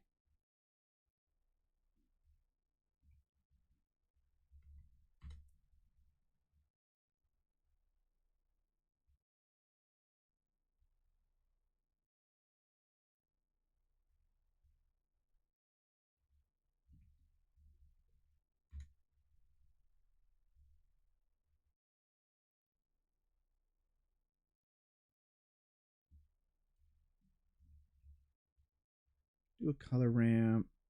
It's this little granular kind of like that. Let's do like a mixed color, or let's do let's do this. Let's do a principal BSDF. We're just gonna make ourselves like a bit of a dirt texture right now. And between this guy, which is our metal, and then this, which will make it very rough. Let's use like a nice mix shader here, and then set this to that. And then for our overall kind of like guy here, let's make that a little dirtier with that. So now it's pretty solid.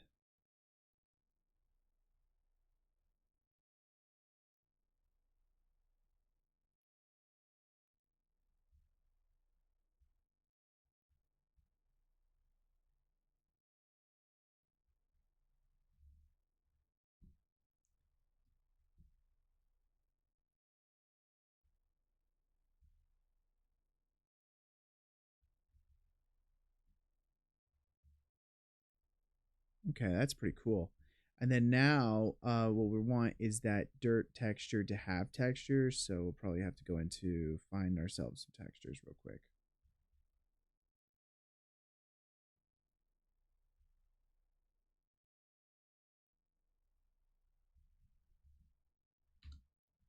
Actually, this is pretty cool. Concrete.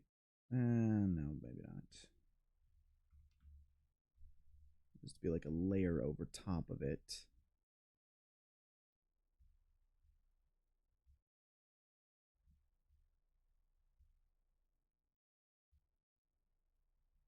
But that could be its own separate thing. So let's move that all up there. So this is just part of the mat that we were creating, but this right here will be the actual dirt material that we want. So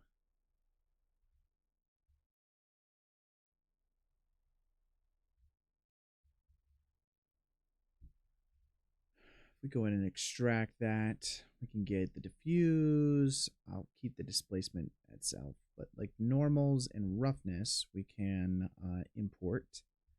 And if we start to plug some of these in, we're going to get a lot more texture being added to our guy here. So, should work.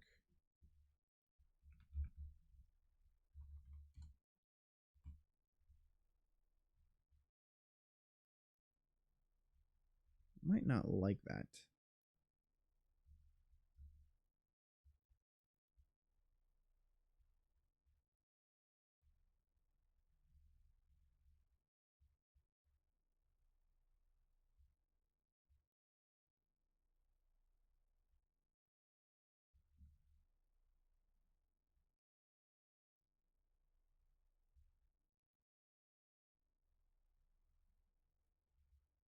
Let's use this normal map.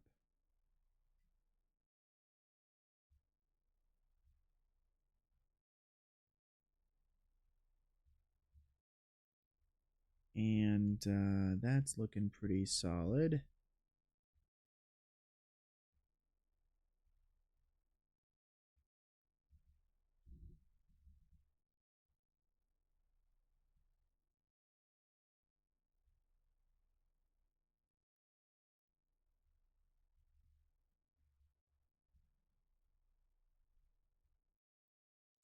Now the amount of this will dictate how much it looks like dirt and how much it doesn't.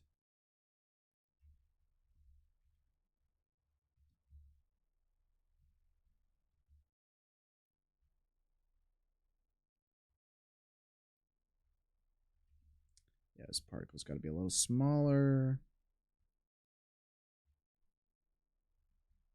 And then the this guy now, what we might also want is this being used with it. So we'll do a mix color here with these two values.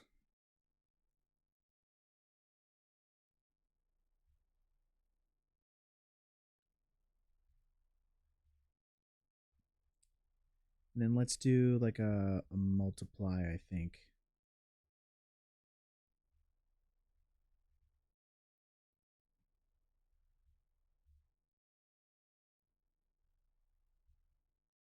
And then our big guy, this one right here, we'll do detail, set that to like 16. And then our roughness, we can increase as well. And that adds quite a bit more like of this dirt layer that's going to be on the bottom of it. Cool. Now our displacement, we'll just want a bump node. And this gets plugged into that and into our displacement. And then if we change the strength here, that'll allow us to control the amount of bump that this has. And then this we'll call this tractor beam. Tractor beam light. I'm going to create a new collection called lighting. And we'll put the tractor beam under that. And then we'll enable this indirect only lighting and then turn that on. So that way we're not seeing the sphere, we are only seeing kind of like this reflective light that is kind of coming from it. And that's pretty good, guys. So now if we do that for right now, let's turn up the detail on this as well to like a 16. And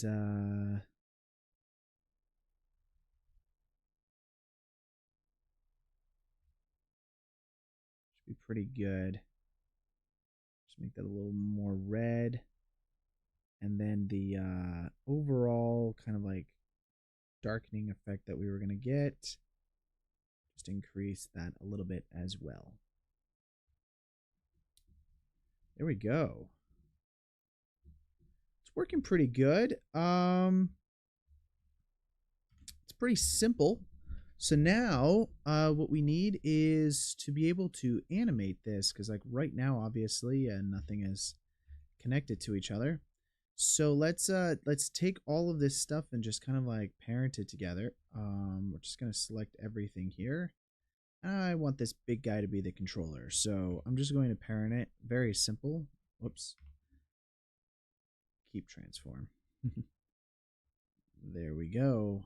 And now that should all be good. I'm gonna also set the origin to this to the 3D cursor. That way it rotates kind of like on that bottom section there, which I really like. And fantastic. So now if I go to camera view, obviously we're not lined up at all with what we had. But we can turn our ref back on, and now if we select this guy, we should scale him down to match our scene that we kind of have. So let's just, we're going to join left and go to top view here.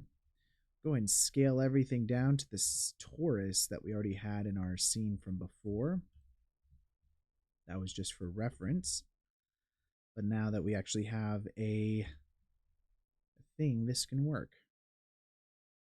So I'll go ahead and turn off the render and the view of that torus. And then now we just have this guy. Which, yeah, I don't, let's see, we need our camera turned back on.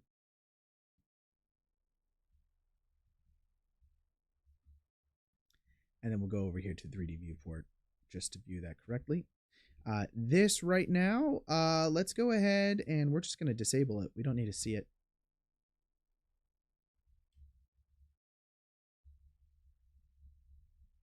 So now we've got ourselves a wonderful, you know, our wonderful thing. Now, I don't think it should be spinning, but maybe a slight bit of animation would be cool.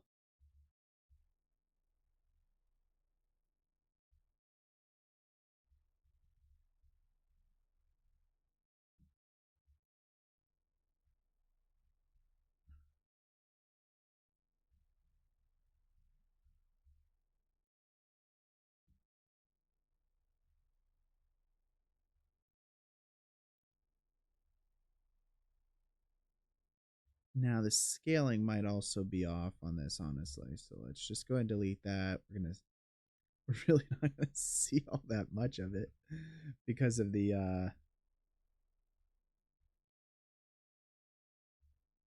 was listening to this podcast from Industrial Light and Magic, and they were talking about how the one thing they showed scale for the Enterprise when they were doing Star Trek was they never showed the entirety of it. It always went off the edges.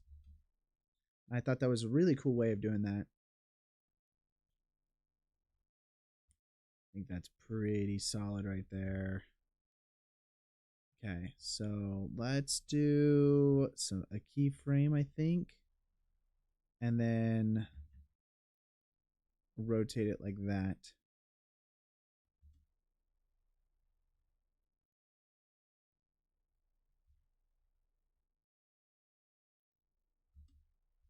I think that's where the light beam would come in. So let's have this guy now. We're going to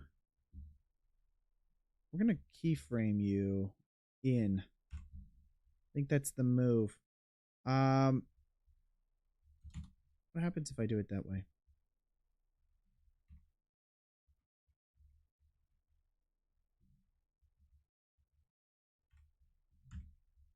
Scale you to 0. I don't think the light appears if it's literally...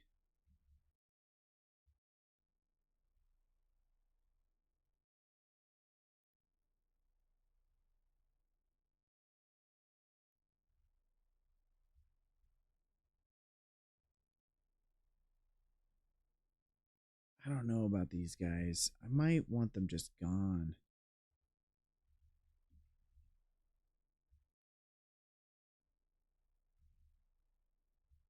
It's like if this, I suppose, were blue.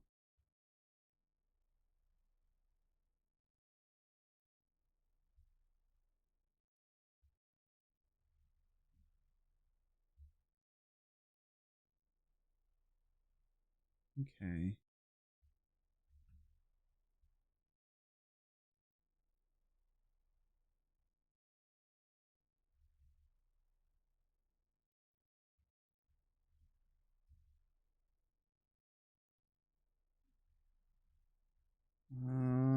Where's the camera? Right there. So further away, this is where we're gonna want it.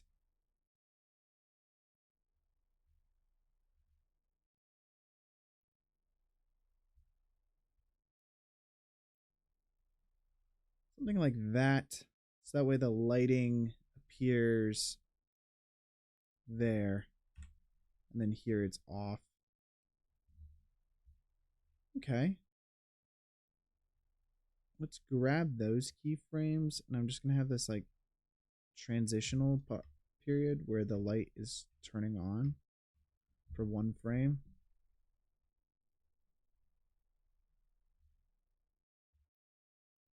And then see, we have like this kind of like texture. I'm wondering if there's a cool way of animating it, like kind of like a particle-y effect thing. So whoopsies. Let's go ahead and hit the save button. Shave. All right, now it's funny because it's multiplying it with red, but this blue I think looks pretty good. So this right here, let's see, we're gonna do some distortion. No distortion.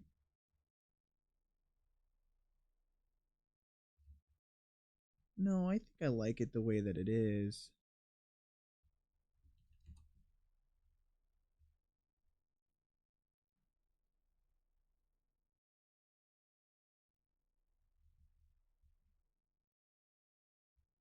I don't want the scale to change. Is it the... Oh, that's a cool effect. Not exactly what I want, but... Oh, that's super cool, guys. Okay, so what if, like, starting on frame 1001... Wait, do we want it that way? That way? Or, like, it's just rotating around a thing? I think we like the thing... Because it's like a flying saucer where instead of it spinning like that, it's this that's spinning. It's not even spinning. It's like the lights are spinning like here.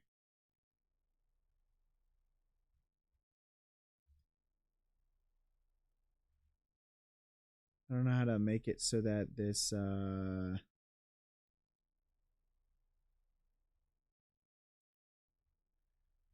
see if we go to the graph editor, can I see those keyframes?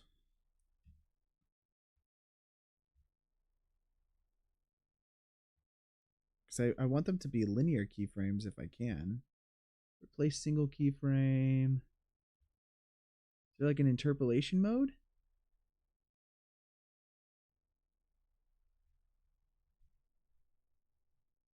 Delete keyframes. Clear keyframes. Okay, let's do it from back here. This is the only way I really kind of know how to do this. So 960, and then we'll just go all the way over to this spot right here, and then rotate it like maybe that much. And then that way we're not getting that ramp up that's happening.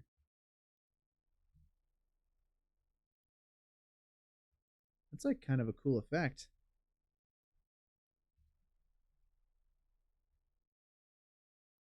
Oh, that's sweet. Yeah, baby. That'll work for this shot, honestly.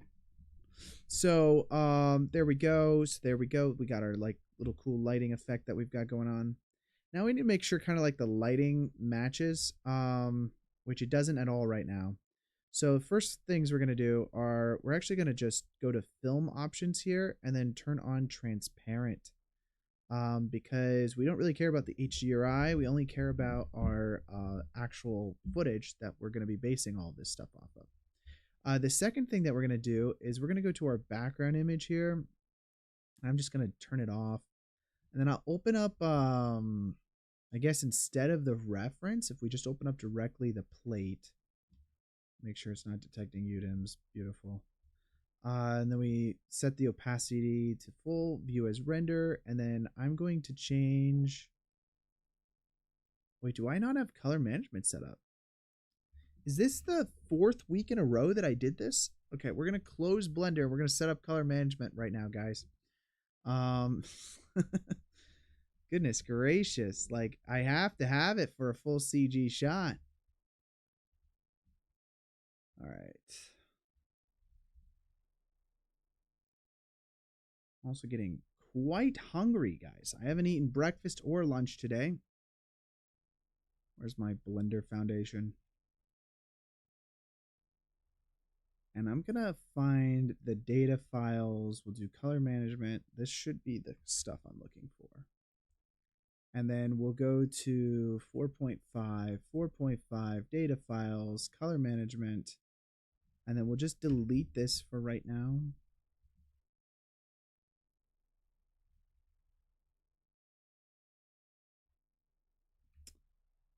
Yeah, well, I know it's not good. I just haven't eaten because, well, I was like, I don't know.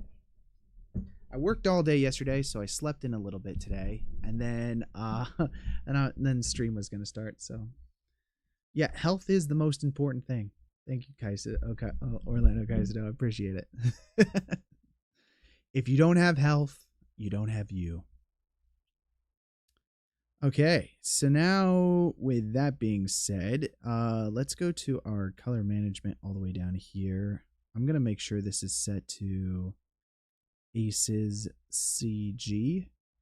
And I think the rest of our texture should just work. But, well, actually, they look different, but for right now, it doesn't look terrible. It's just a different interpretation on the lighting that we already have in here. Which we are going to want to make some adjustments on. So first of all, select OpenEXR multi-layer, and then for our color management, we're going to make sure it's rendering out as ACES CG. And then for our actual background plate that we have here, we don't want utility linear. We actually want to select this as ACES CG because we do happen to know that it is an ACES CG plate. We could go into image sequence, turn the frames up, and voila, that works. The important thing that I've always noticed is that they have this view as render button. I actually don't know why this button exists because it just makes it look wrong if it's like this. So I guess it's doing a display transferring this image to the screen. Like, it doesn't make any sense. If it is the correct color space, it's the correct color space. And, you know, whatever. Let's go ahead. The only thing I don't like is this tractor beam lighting. So let's select that. Make it less. It's a lot better. Okay. Well, that's pretty good. We don't need Roto inside of Blender because we're basically just going to be rendering this out as its own layer. Otherwise, we could roto this and then bring it into Blender to see how it looks. If you want, as a separate background image, you can actually set it as a foreground image. But for this purposes, we don't need that. Instead, we just need to match our lighting better. And right now, it doesn't match whatsoever. So let's fix that. Some stuff I like to do is if we just get rid of our effects lighting as well as our model for right now, we can then go ahead into our Blender project over here and create a UV sphere.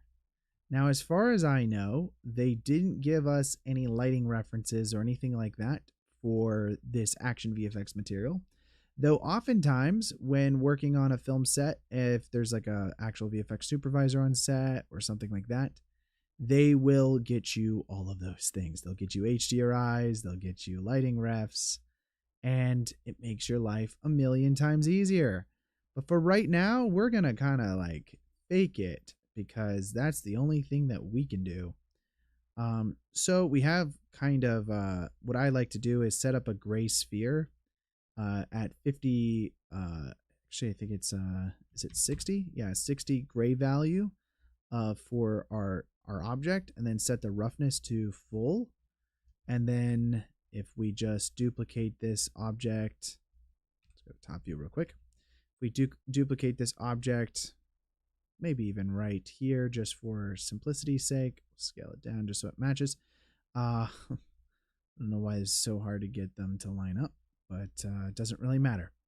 And then let's just move this a little further over. This guy right here, I'm going to set we'll keep metallic all the way there, but we'll make that very rough and then that very metallic. So now what we need to do is try to make it look like these objects live within inside of the world that we currently have. And right now it does not at all. We could try increasing the strength here, but you could see like the shadows don't match. Like there's a lot of things that just don't match. So let's see. Let's do Shift S, cursor to world origin, I think.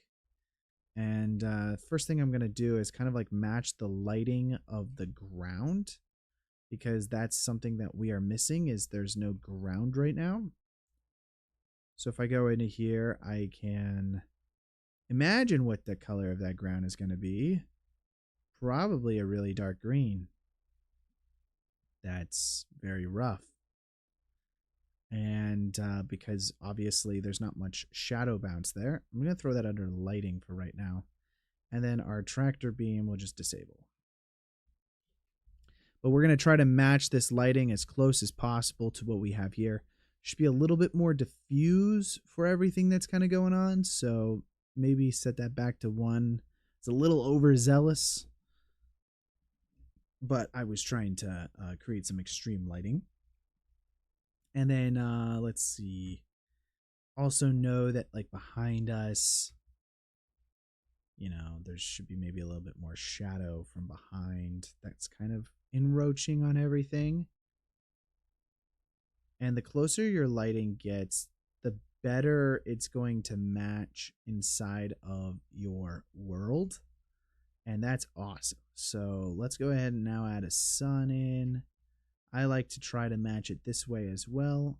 So let's see, we want probably a little bit more lighting from this angle over here that we have, and then we can change the sun power. We'll change the exposure a little bit, and then also a little bit more angle, because again, there's not very much harsh lighting as much as diffuse.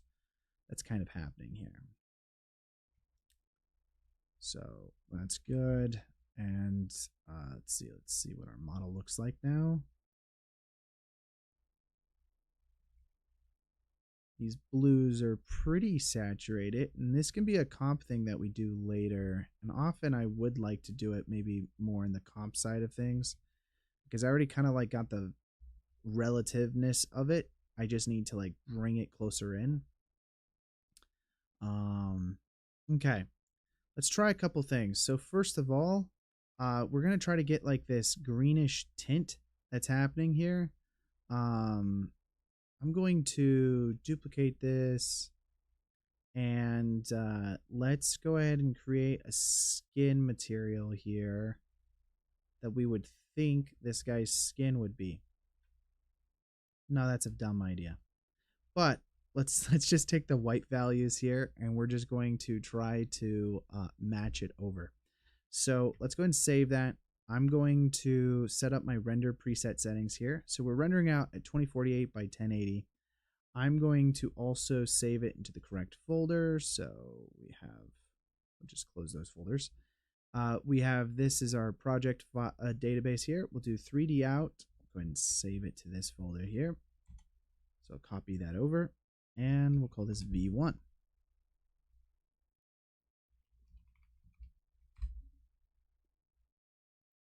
Now we are rendering out EXRs, so everything should be set up as far as color management is concerned, and all I have to do now is just do render animation, but I really only need a few frames, so I'm just going to probably, let's see, we need 1057, so let's actually do that. 1057. And let's see, render animation. It shouldn't take that long. Why is, oh,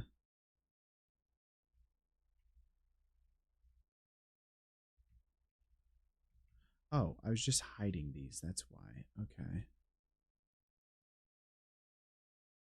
Kind of need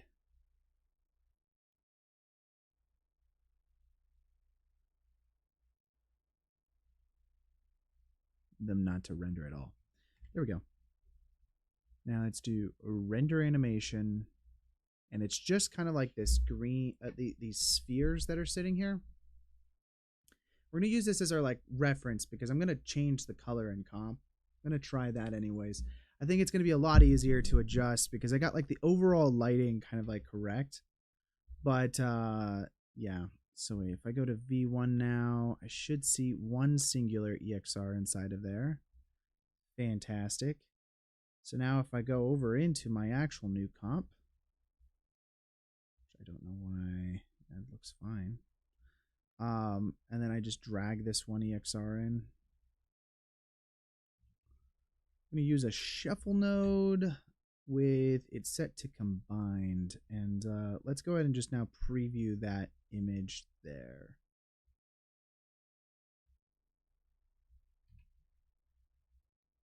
Okay, well, so obviously doesn't live within inside of the world. And this is really easy now to make adjustments on. So we can just tag this correctly. And then now, yeah, we just use a grade node. We kind of already have like the overall, like, you know, balance, like whiteness level, I guess, correct. It's just now getting it to be like it sits within inside of that world. Because now you can see like already, just like with that color adjustment, everything works. So now if we go back over to our Blender project, you have these two spheres. Oh, you know what? I could have done that. Let's go ahead and put those under ref for right now. And then turn on model.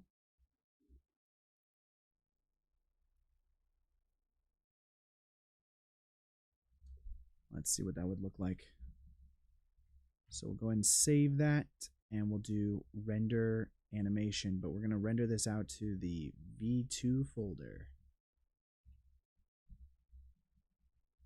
And there it goes. All right, we're going to render that, and then we're going to comp it inside of Nuke. We'll see how well everything kind of lives. The only other thing I'm thinking is when the tractor beam comes on, we're going to want to have light kind of hit him in a specific way. And the best way to do that, whoopsies, let's go ahead and turn all of that off. 1 second, this got to render out from 1001.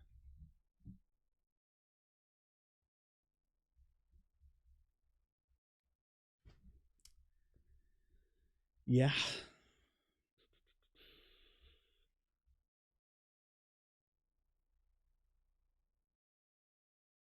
This really shouldn't take too long because it's not seeing anything.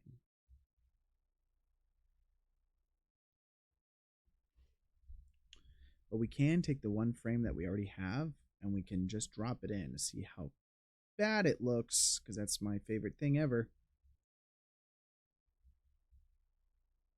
Take this 57 frame that we have here, and let's go to frame 57 to line it up here.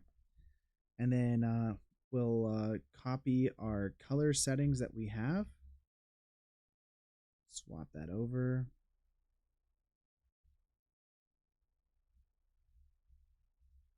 That definitely helps quite a bit there. Awesome.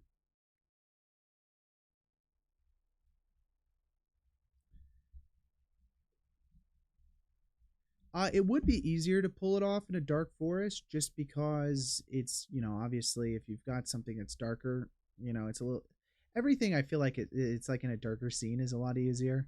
This is going to be challenging just because, you know, like we're seeing all the sins of everything. But it's okay. It's what life is all about, everybody. Oh, you know what? I didn't turn on crypto mats, which is fine. I don't think we really need it for this shot. But yeah, that usually is pretty nice to have on your renders. Let's do effect only here. I'm just going to add in some some nice glowing, because I know that there's so much glowing that needs to happen on this thing.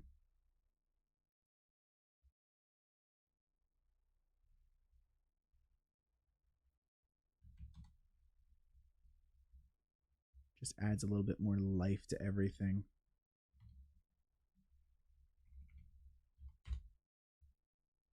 Although when you're shooting with stuff that's quite a bit darker, the other thing that you kind of have to consider is that now all of a sudden you have to add in all of the light that you don't already have. So that is something else to think about.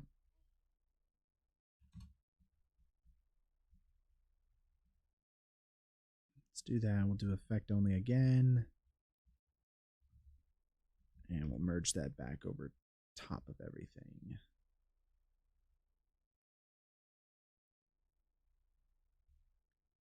That's just for tracking.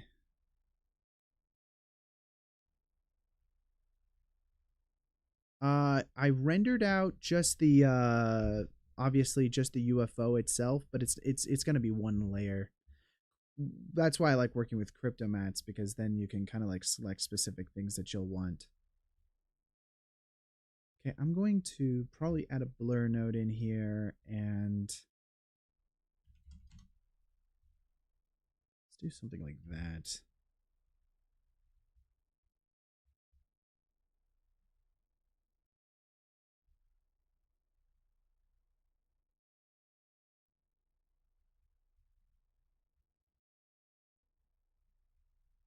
Looks pretty nice. I think having crypto mats would be nice.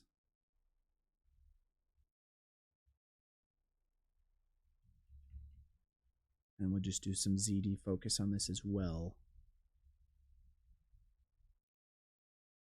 Because mostly we're focused on him. It's not a lot of defocus, so we don't need to go crazy on it.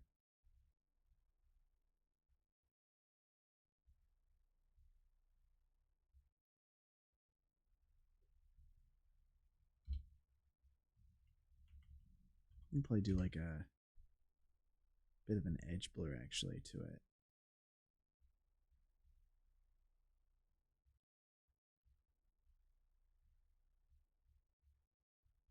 What is going on with that?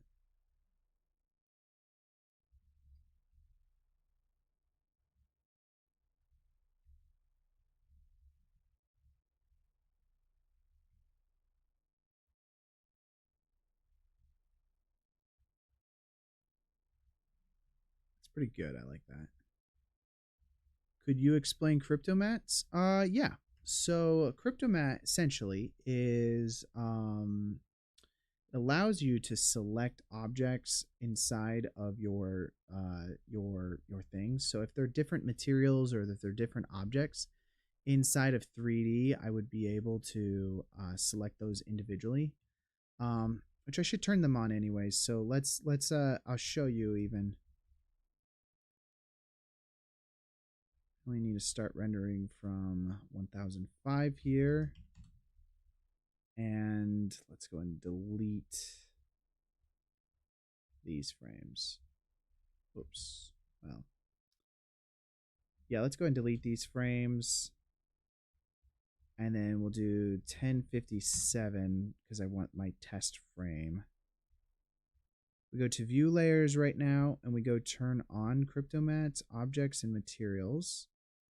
I don't think we need anything else because we already pretty much have our lighting set up. Oh, I just don't. I want to cut down on render times because otherwise it'll take too long.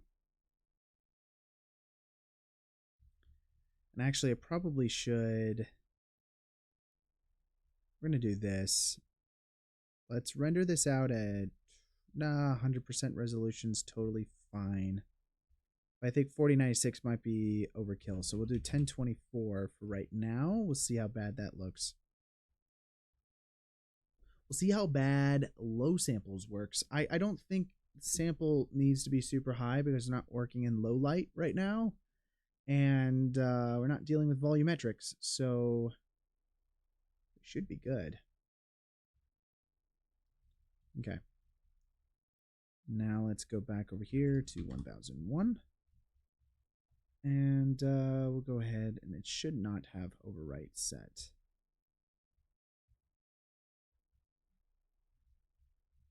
There we go.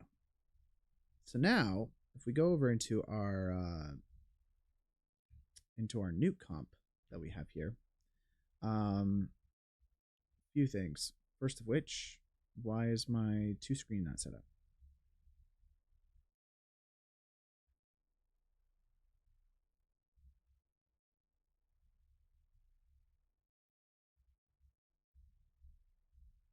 Don't know why my 2-screen's not set up, so we're gonna restart Nuke. And then I'll show you how the cryptomats work.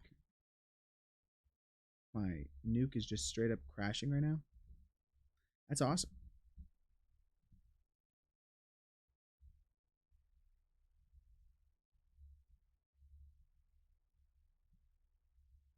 Also, that's Nuke 15. Do I have Nuke 16 installed?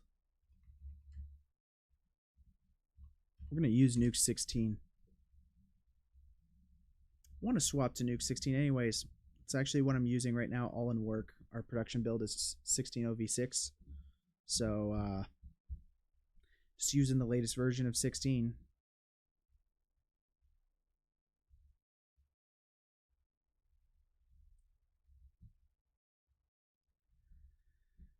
It's probably giving me problems just because I'm trying to do too many things on one computer. My dream setup one day, guys, is to be able to live stream on one computer, comp on another, and then render the CG on another. So that way nothing is being hindered by anything. That's the dream setup. All right. Just copy this directory. It's close enough. Let's open that up. And then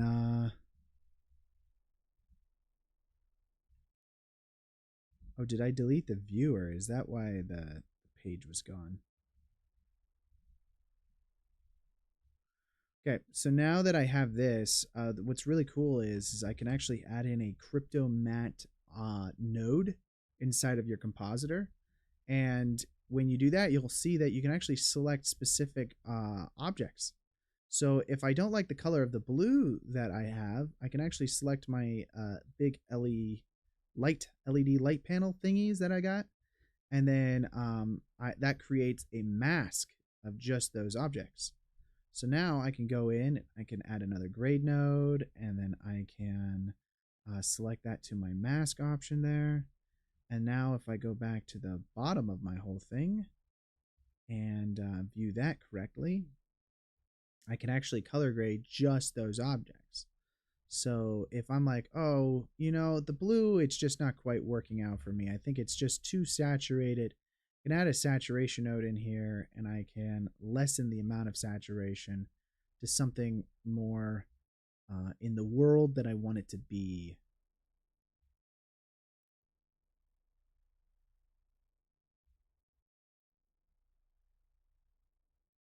Even that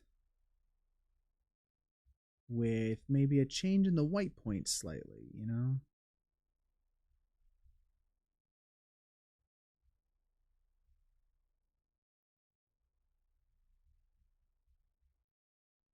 And overall, that's not too bad. It kind of just like makes it less saturated and feel more in the realm of the world.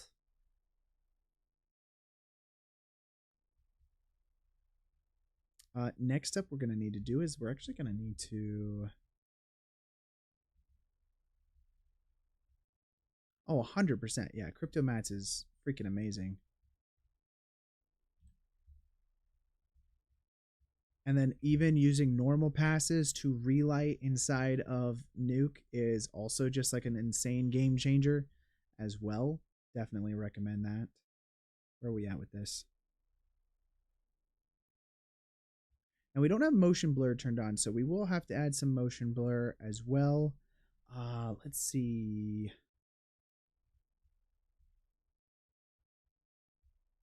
I'm going to add a little bit of ZD focus to this.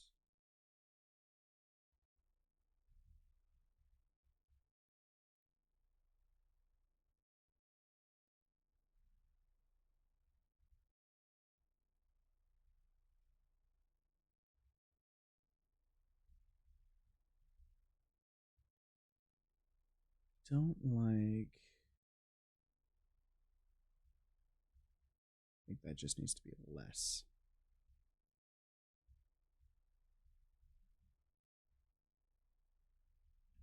It's pretty good. I'm also going to take the saturation here, and we'll just go even less on it, I think.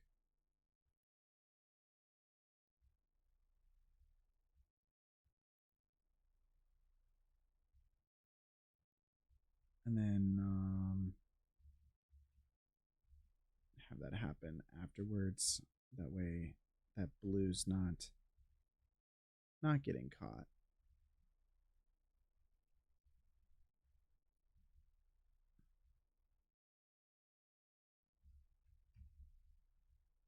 Okay. Don't hate it, but I mostly do. So let's grab this lens distortion node here, and we're going to drop that at the very bottom. I'm going to redistort. And we're probably going to need to add a little bit of a scale up afterwards to compensate.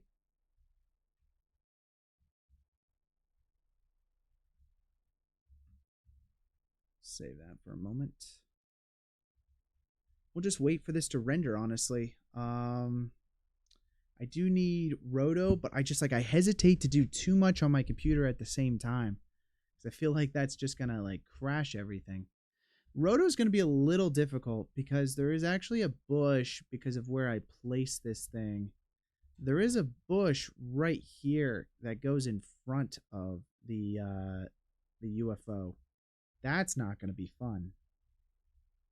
Talk about not fun roto. So tricks I've done in the past have been like to freeze frame something and then just track it in manually. We could do that.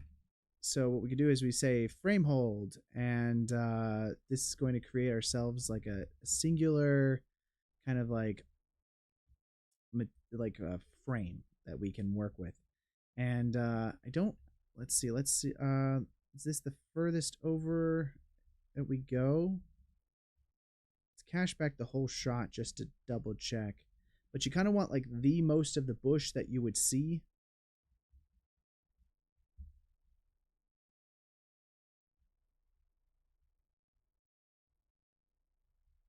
And the best part is we actually kind of need it anyways.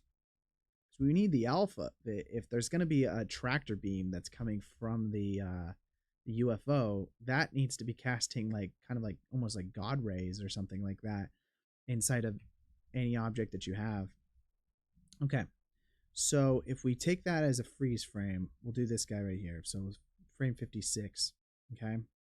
And we set that merge node to like a mask. We can roto this one frame.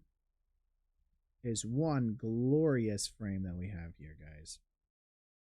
We spent a little more time on it just to make sure that it looks good. Otherwise, this roto would not be fun, and I don't have time on this live stream to do that.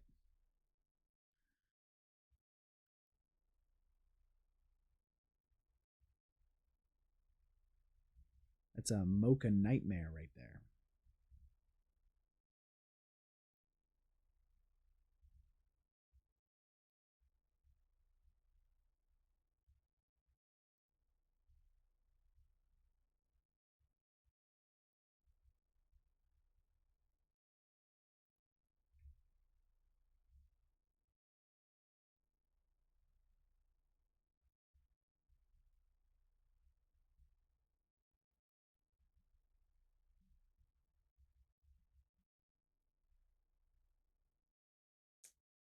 Even this is not going to be super fun to do on stream, but it is what it is, guys. This is what we signed up for when we said we were going to make a YouTube channel where we make VFX live. It's going to be this crap.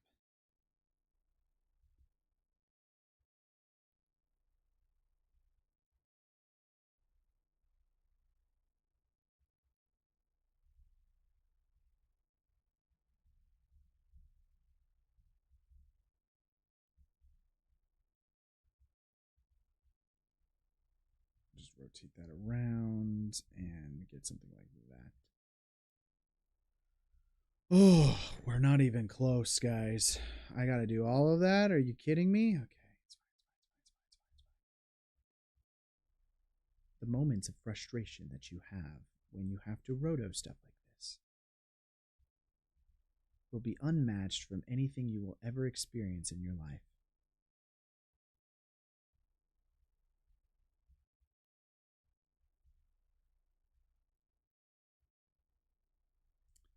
So I will say I'm not going to really probably do this, but the real trick would be then also to paint out the existing bush that we are currently rotoing.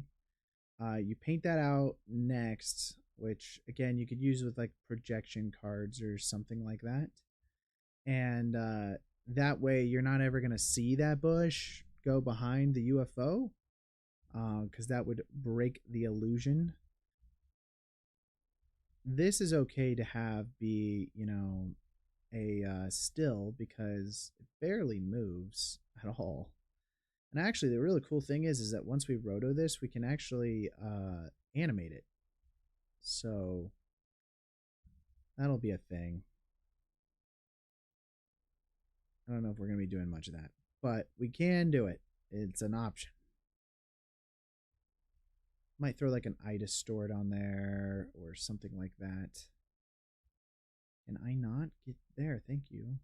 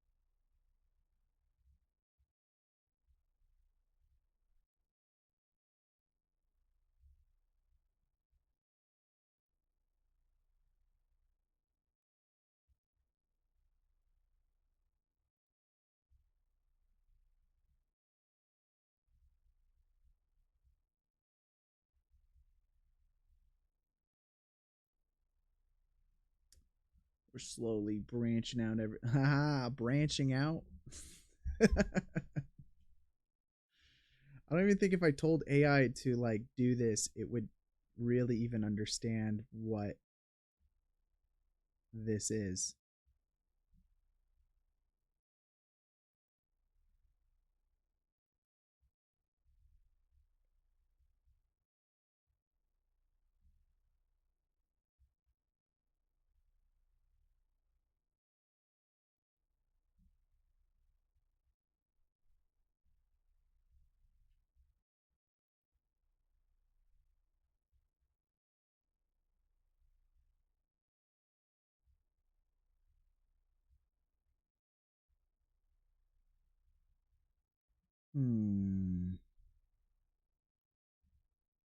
Wondering how much I can get away with not doing.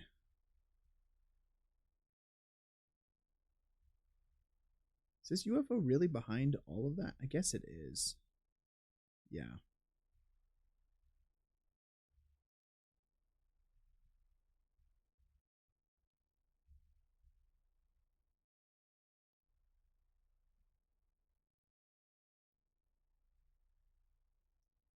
I did like cell phone shots back in the day doing like a freeze frame method like this. And anytime there'd be like this like 3D camera movement, I'd be like, ah, crap. And sometimes you get away with like those really close up handheld shots where like the phone's like this or whatever. And it was like a FaceTime call or whatever these movies have, right? Well, no one cares exactly how the camera was moving, at least not on the indie films I was working on. So I would literally freeze frame and then like track like the general transform movement of it and like rotation.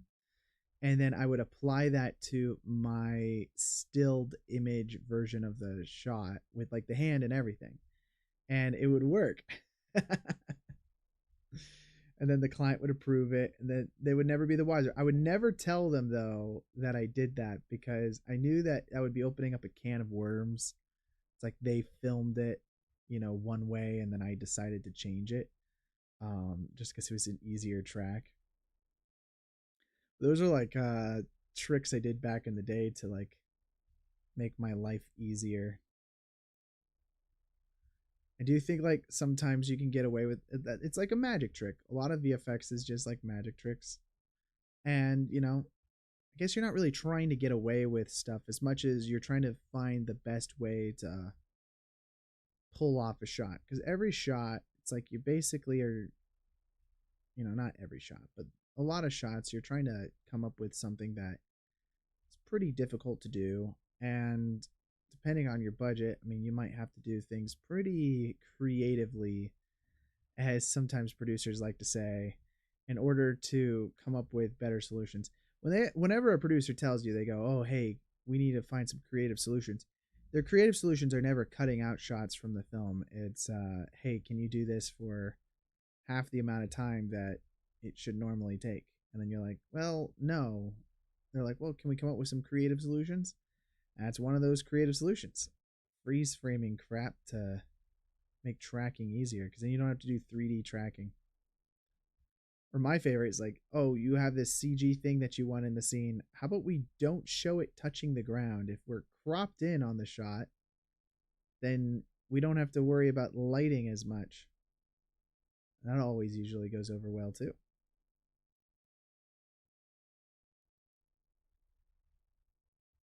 Any good compromises, good creative compromises.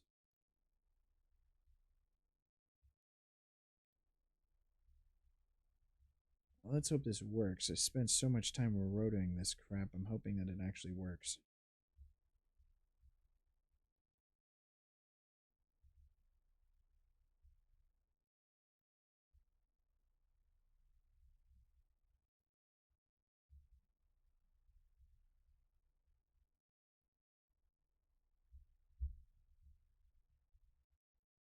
Couple branches here.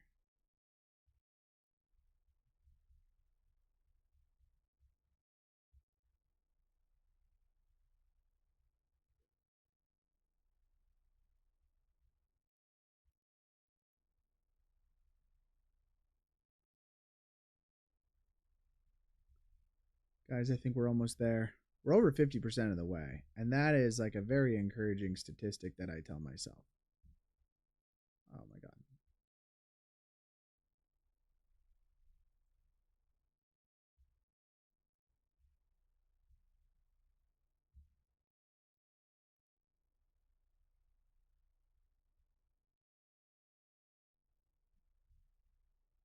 Probably, no, I got you. This bush is too see-through, guys.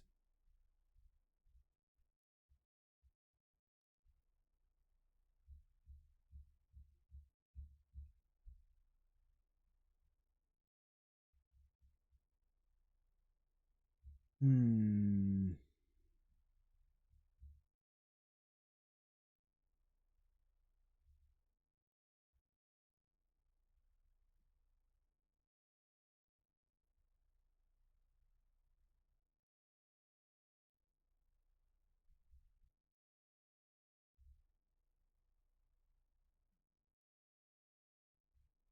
Okay. I mean, for the most part, we're there. Now, what we'll need to do is we'll need a card that's going to be in 3D space where this is kind of at.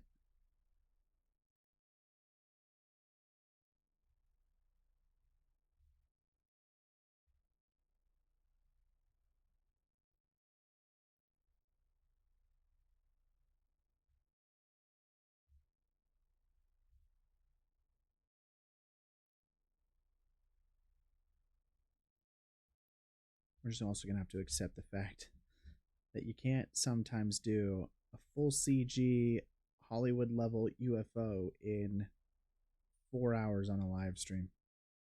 It's just not going to happen.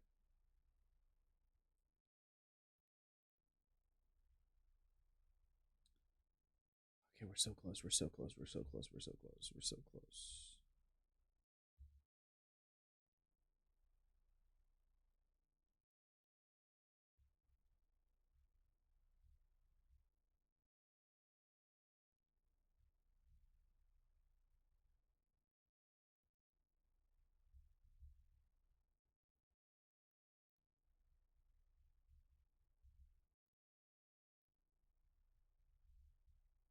Just gonna say this whole area. We don't care if we see through it or not. How about that? Take that, leaves.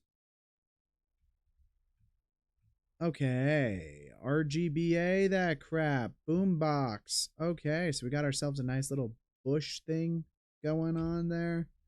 Let's just match the blur a little bit. There we go. That's going to go in front of our UFO now.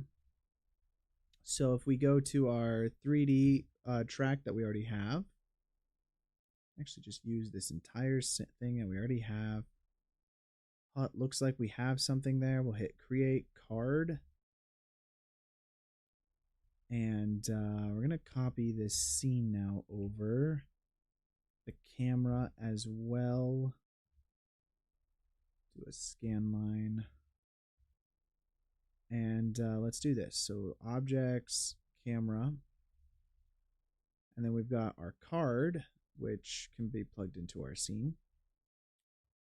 And this will be for our card. So I'm just going to do a little bit of cleanup work over here, guys. Makes this a little easier on ourselves to come. This is for our camera track, which we can get rid of that. And there we go.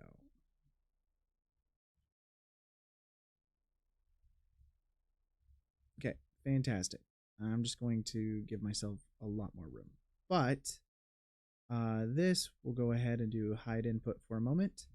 The card that we have, what we want to do is we're going to go to frame 1056 here. And we're going to do a few things. First of which, we're going to need our camera. Let's see. We're going to need a frame hold off the camera here. And we're going to use a Project 3D Classic. Okay. That's going to be plugged into our card all the way over here. The camera will be the frame hold of 1056 because we don't want the camera moving in this specific situation. We could just dupe this camera and remove all the animation, but I find this a lot easier, so that way if you want to make adjustments later, it's not a lot more work. It's actually quite a bit easier doing it this way. Now all of a sudden, all we have to do is just plug that guy in.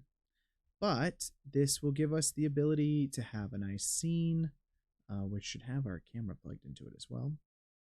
But if we find our card now, we can hopefully see the bush projected onto it. I'm not seeing right now.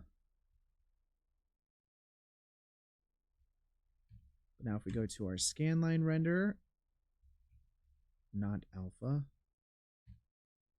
Okay. Close enough. And now we'll do auto alpha. So that's got alpha now on it. And then that's going to project from our camera onto our card, which then gets rendered. Should just work. But of course, we're going to have to deal with crap. So first of all, let's plug our checkerboard in and just see if that lines up. Seems too close to the camera. Is kind of like part of the problem.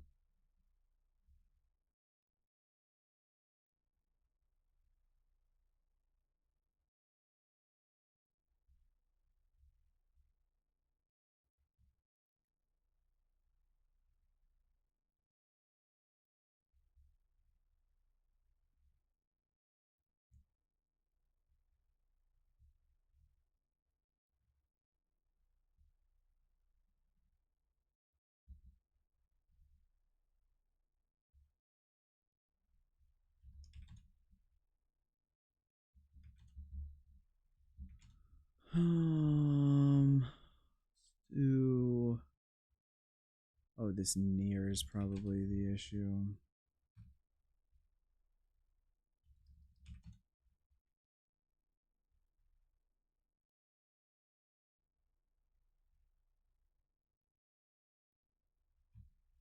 I know it's not too close to the camera because...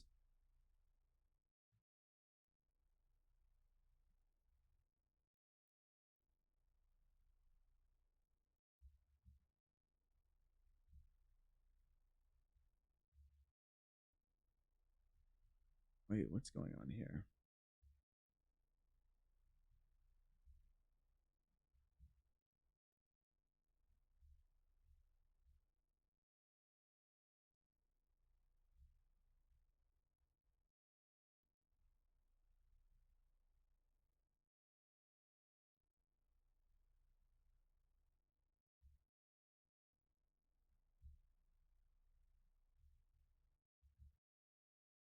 Oh, well, it's still too big, I think, in this one here.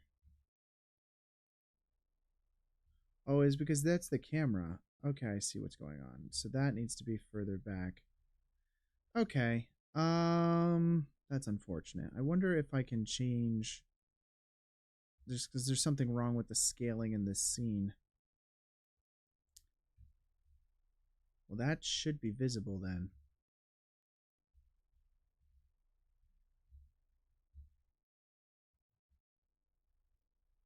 What's up, new gen?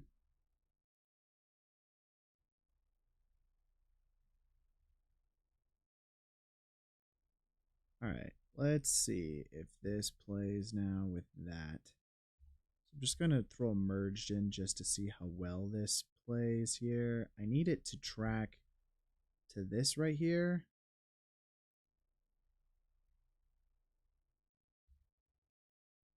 So we'll see how well it tracks in.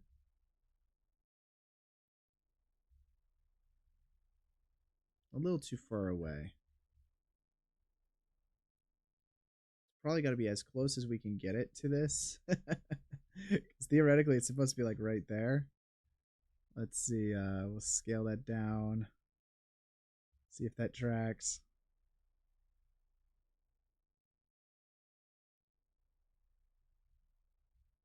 Well, that works.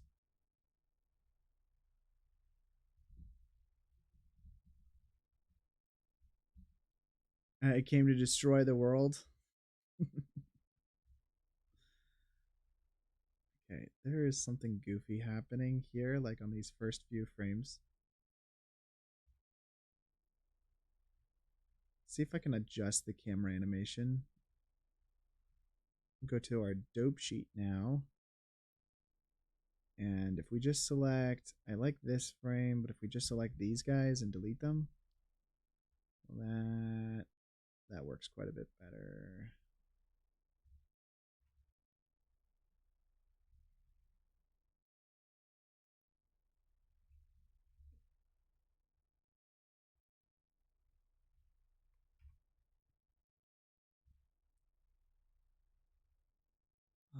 Let's see. Let's adjust this manually.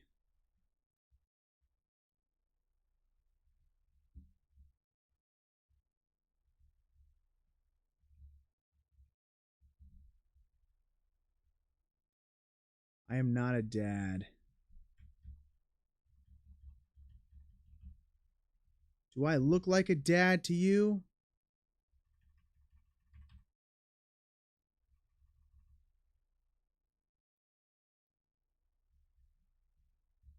Go backwards on this.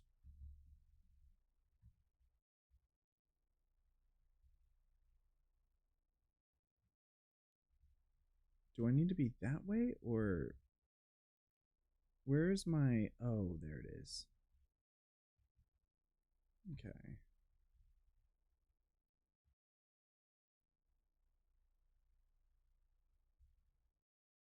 Yeah, I look like I have a life. Fair enough.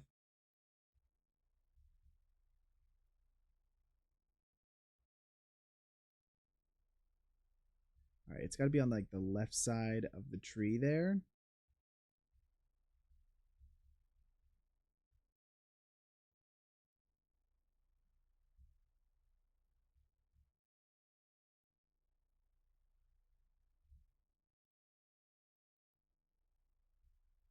That works.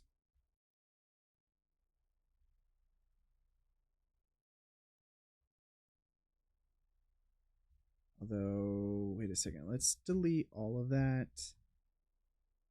And, oh, well, maybe we don't want to delete all of it. And we go here.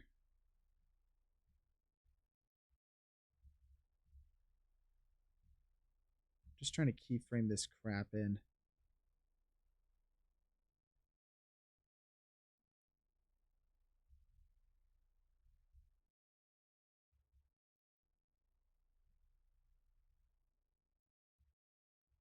Today we are making a UFO and comping it in. Right now I am manually keyframing camera tracking data to help fix that like weird jump that happens. Oh, that jumps way worse than I thought it was. Wait a second. Wait a second.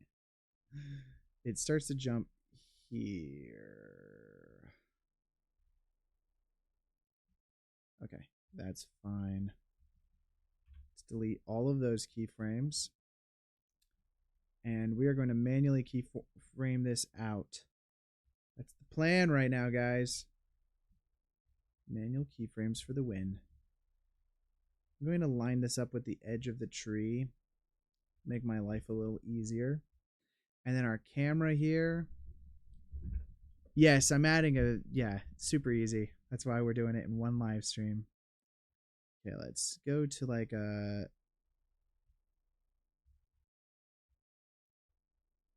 probably like right there. Let's do this frame next. And we're just gonna grab this on the Y and then just move it over.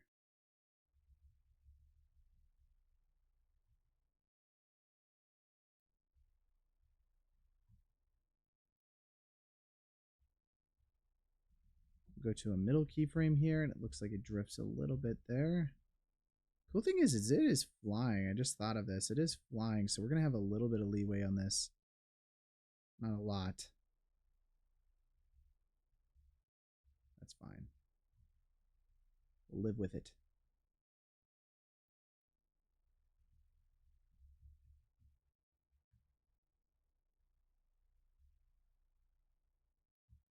I hate using gizmos to rotate stuff. I'm so used to like Blender's really nice controls to like move objects in 3D.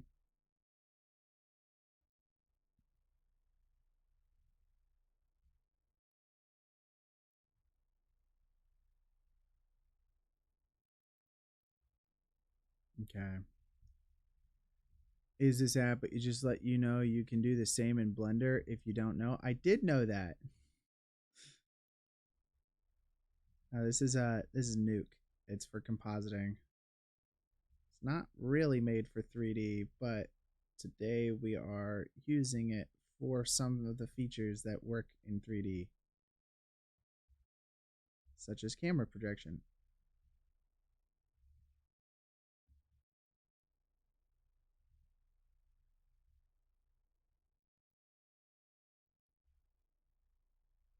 I think that should mostly work.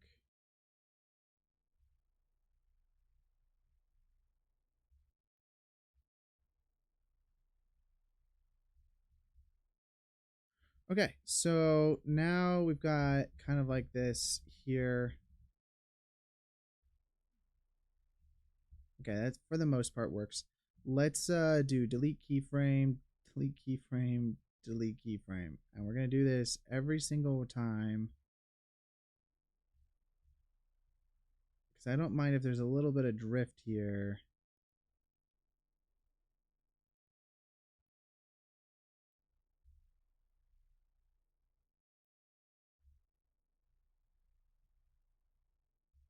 We're not fighting anything.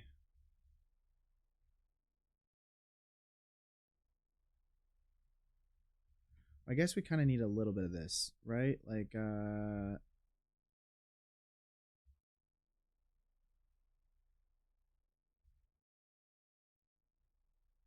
But pick which ones I want to keep.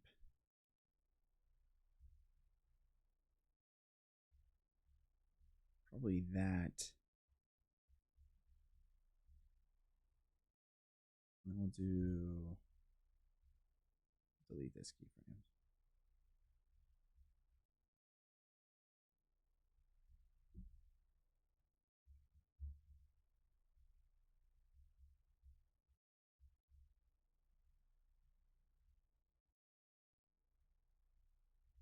Okay, for the most part works.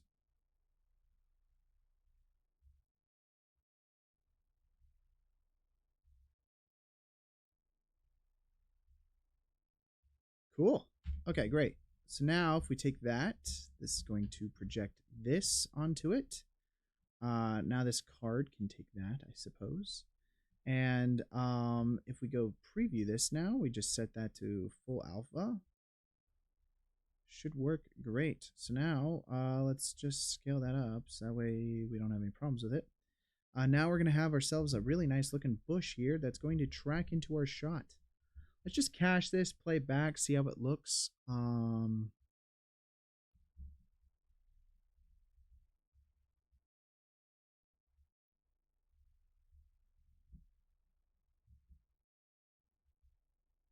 Probably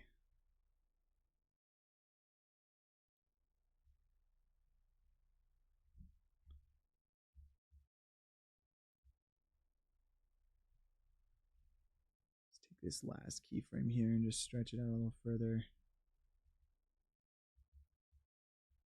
Great. Kind of just making this up as we go along anyways, guys. Okay. Well, fantastic. So now we've got kind of like this UFO here. And we're already done rendering everything inside of Blender.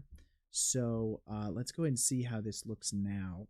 I'm going to just re-import our footage of our render. And let's go ahead and add motion blur as well to this because I don't have any yet. We'll set that to a 0.5 for the shutter angle. My Pepsi dance. Oh, that's an old video. Let's see how this plays now.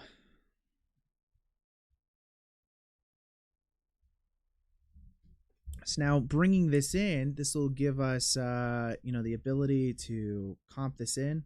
I just need the roto on the guy, I think, but now we've got the bush that's going to be rotoed in front of it. And we'll see how this light turning on effect looks. I kind of need like some lens flares, I think. We could do that into Blender because I have a plugin for it. Did I not have... Oh, no. I forget what frame that was supposed to happen on, but I don't have the... Well, something happens there in the render. What is that? Is there no crypto mats before this or something? There are crypto mats.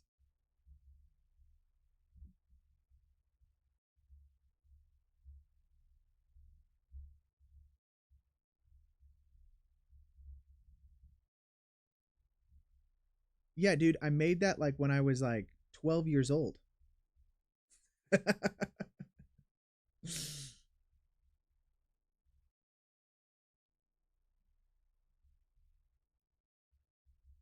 clear all the cache here. You're judging me based off of like VFX I did when I was 12.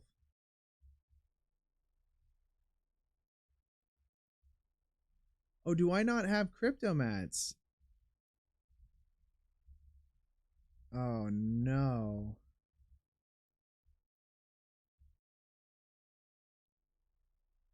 What?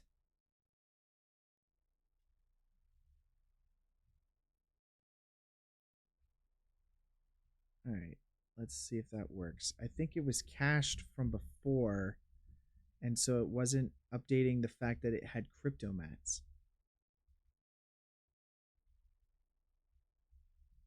Gosh darn it, dude. What is like... Why are we not updating?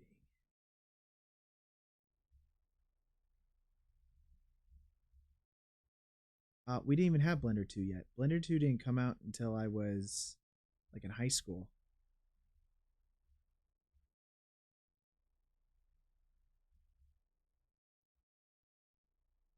All right, this should not.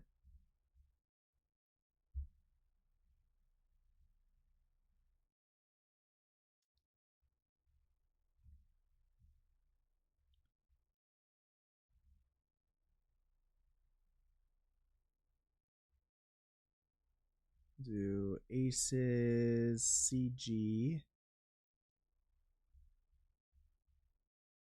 All right, let's see if this plays now in with like all of the cryptomats installed.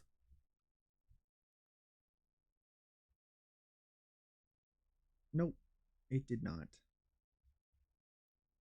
Why are we doing this? What is why is it caching? Oh, I didn't hit the save button. All right, let's just close our softwares. I'm about to bang my head in right now because it's remembering what was old. No, we're not opening up Nuke 15. You can tell I'm getting cranky right now. You accept your defeat?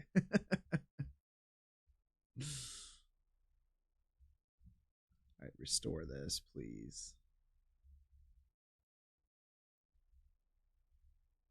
Yeah, like this is blue right now because this is not getting cryptomats. So like it's not realizing that it has cryptomats. I do love Control S. I always hit it. I hit Control S all the time.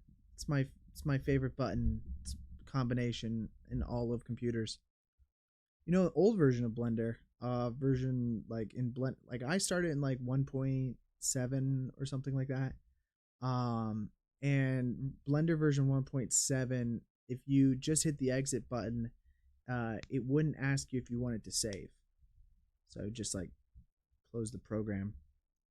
That was exciting. Okay, so that works.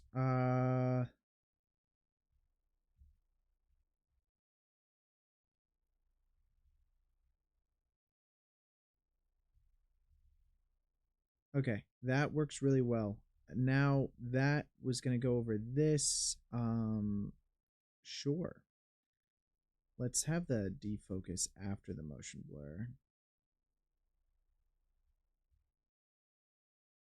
And then let's take this.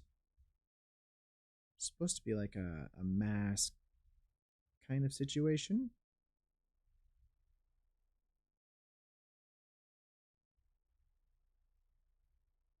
And put you right here.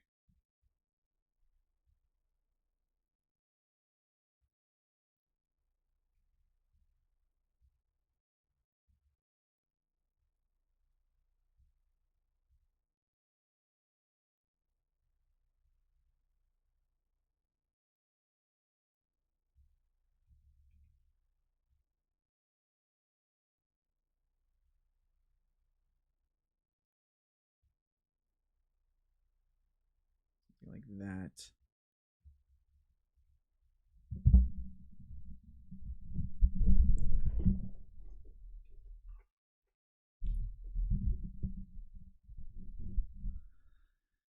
Now we've got our wonderful rotoed in leaves.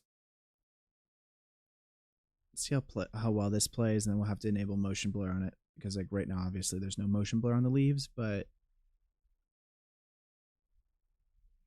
let's see if this plays.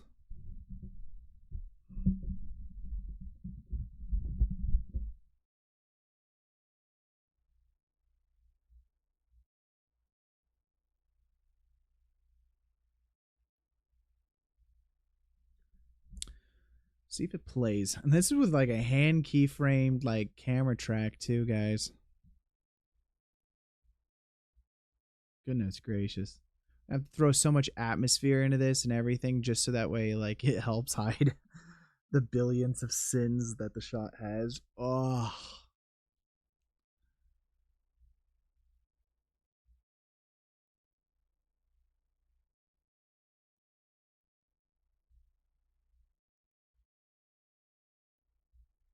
I mean,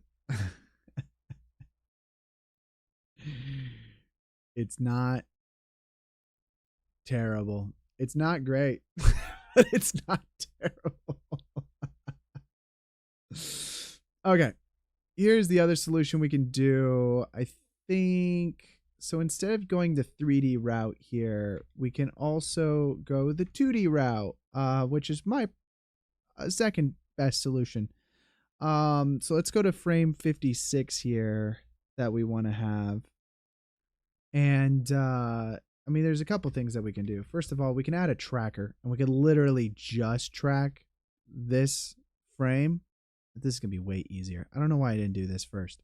Sometimes you got to do it the hard way just to appreciate the easy way. That's what I say. Okay, we're going to do this here. And let's go ahead and yeah, it's in between greatness and oh, please stop it. It was a cool idea, you know. I think part of the problem I'm having is that the track isn't good for a section of the frames. It goes haywire, and that's not going to be fun to fix. So rather than fixing that, let's just cheat and do it this way because, you know, this works. Okay, we're gonna. This is gonna be really hard to track, actually.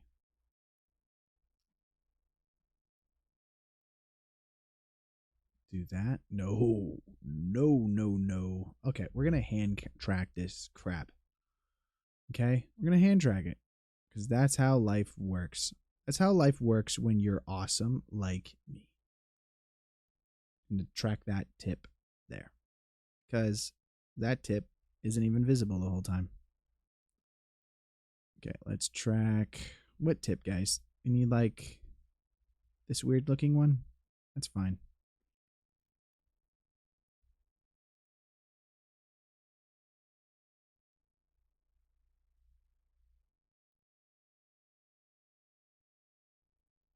Just know which one you're tracking so that way you always know, because you've got to know. And honestly, this is going to work way easier because something about 2D tracking is easier than 3D tracking.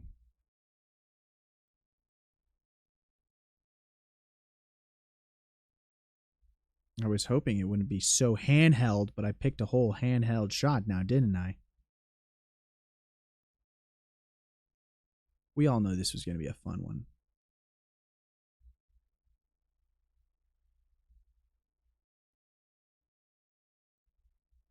I'm just not quite sure I would use the word fun to describe this.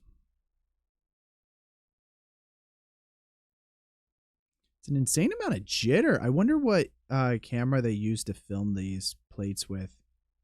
And then what their rig setup was. This had to have been like full handheld. And then if the camera was like no stabilizer whatsoever on it, with like it weighing 50 pounds, that's the only thing I could possibly think of. Because like it's insane how much jitter there is on a per frame basis right now.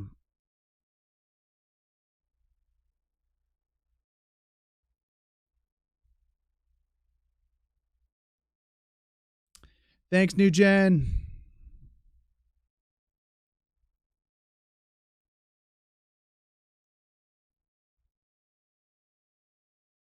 Go over to here, I think, which is like, you gotta like track the leaves, Connor. It's a good concept. Like, I think like this is going to help quite a bit with helping blend it into the shot. Like it already, like that previous version, I could see the potential. Okay. It's now just getting to actually work.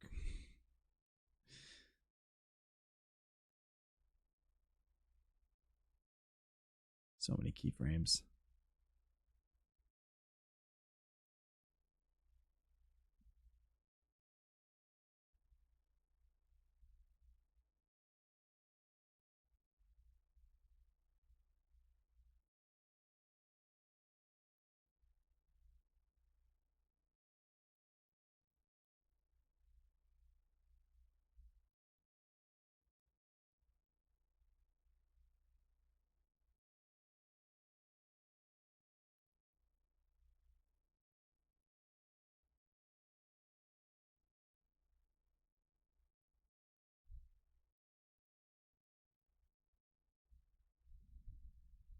Who knew this would be so much fun, guys?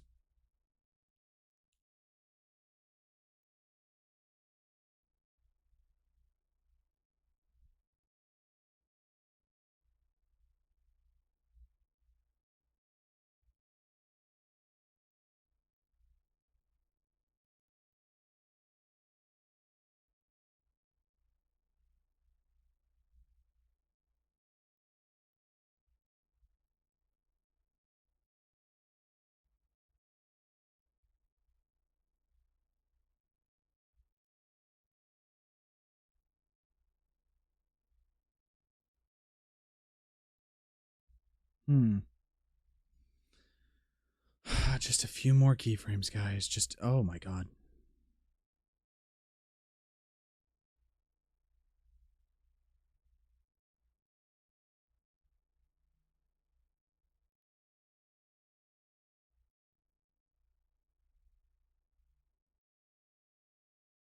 Okay. Let's see how well that works. So that already has it set to 56, which is the correct keyframe. Now, if we just do a match move, I think that should work. Let's see if it does. Okay, so we'll just replace all of that. Voila, voila. And then hopefully this just works. It'll be a lot cheaper on your system too, doing a 2D track versus the projection method, because then you're not basically using a scanline renderer and all that stuff. We'll enable motion blur, of course, once this does work.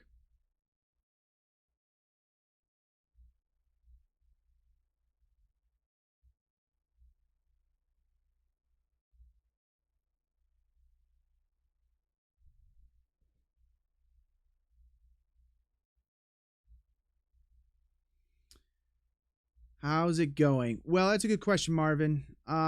Just peachy. Just peachy. Tracking leaves right now. I mean, it's almost working, guys. It's just like, it's just not.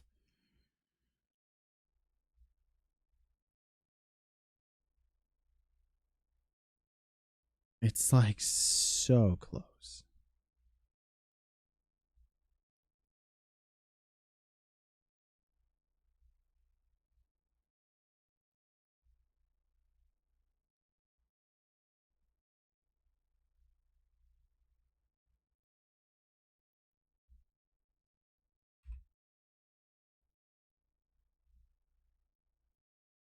Well, welcome back. What we're doing right now. Right now we're kind of just like trying to track some leaves in front of the UFO. And it's proving to be difficult. Marvin Studios is between greatness and disaster. I don't think Marvin Studios is between greatness and disaster. I think Marvin Studios is greatness.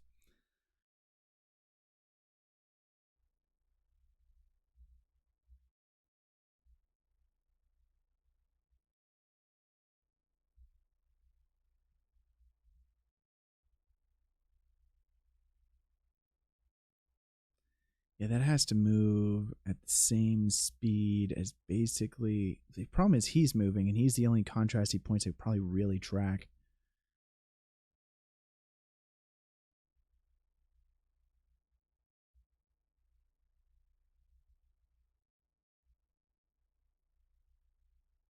This is probably going to work. close anyways. And close is all we need in life.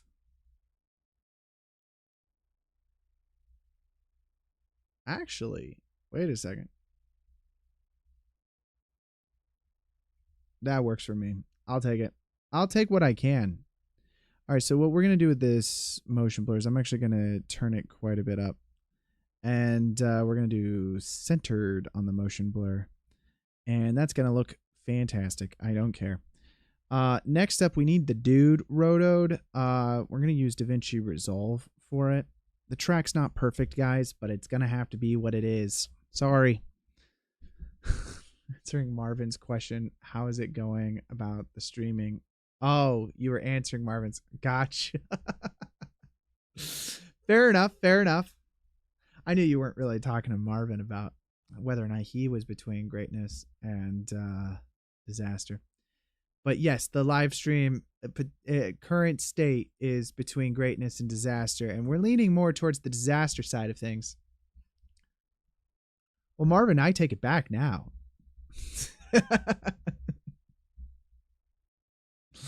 No, I don't. No, I don't. I don't take it back.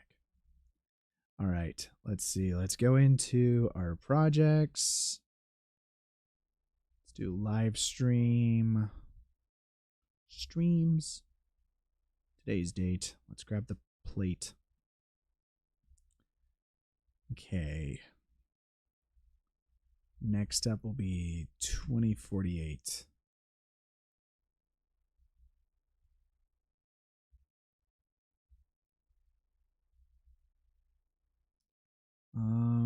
Let's see. Let's go to color. Oh, well, we have to drop it into the timeline, of course. And let's try this. Without any color management, will it work? I just need the head, really. Oh, I've got an old version of DaVinci Resolve on this computer. Wow, I was expecting the dots to appear. I kind of do like the older version of DaVinci Resolve. Maybe slightly better. I don't know. I'm not ignoring you. I just honestly don't know what you're asking.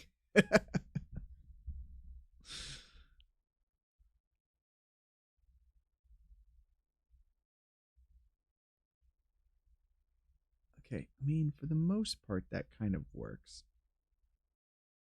Let's do, we're going to just render this out, I think.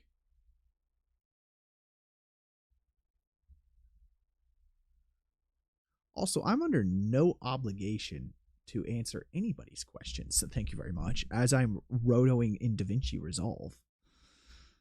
What version is that DaVinci, 19 or 20? I think this one is probably 19. I haven't updated it in a minute. Although they do have like what, DaVinci 22 now or something crazy like that. I feel like they've got a lot newer versions. I just I don't like updating because first of all, dude, I have no storage space on my computer. It's like a constant struggle for me, and you know, one day, guys, I'm gonna figure that out. Like it'll be an answer that will be God sent, but currently don't have it. I'm gonna call this mattemp_, and probably tips are fine.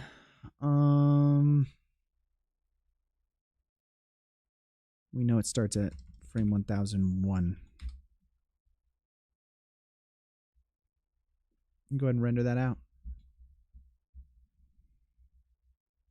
Was it 20 that just came out? Okay. Let's see. I can figure this out. Once this is finished rendering, I can figure it out.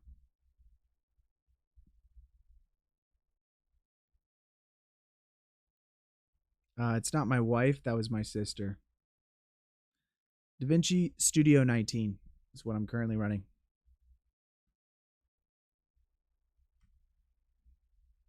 But I'm happy that you think I could get a wife. Like, you know, that a woman would marry me is pretty cool that you think of that.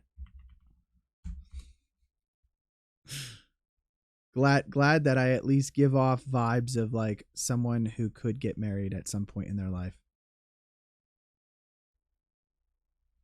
Hey, we're going to swap this over to stencil here, and I think that's going to be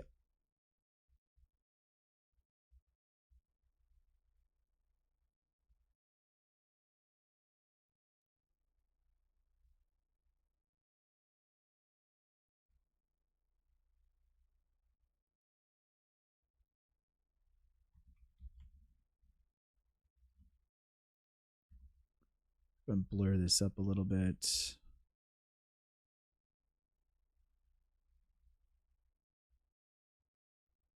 Wait, I don't have a wife? No, I definitely don't. It's going to be too late. It's going to be... How old do you think I am? I suppose I am in the marrying age. I have friends with like 2 to 3 kids. Get you right. My time's almost up. What do you guys think? Is my time almost up? Probably is. Honestly, probably should just hang up the cape at this point.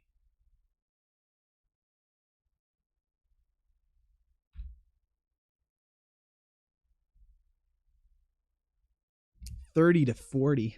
It's okay, Unc. God damn it. No!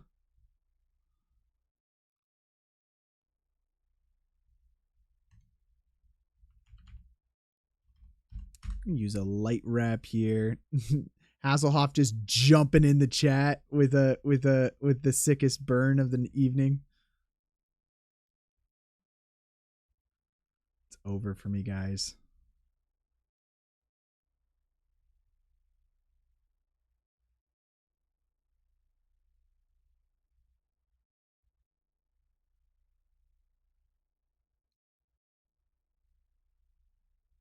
Okay.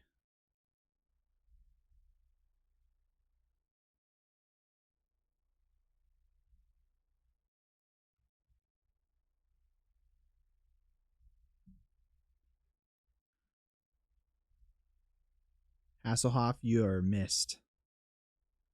You're missed more than I am.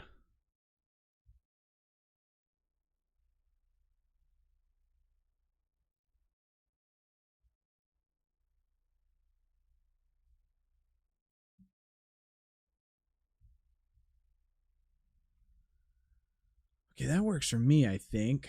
Let's play that back now.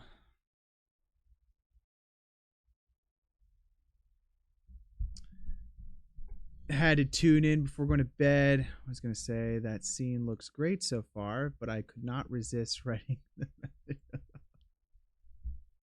message.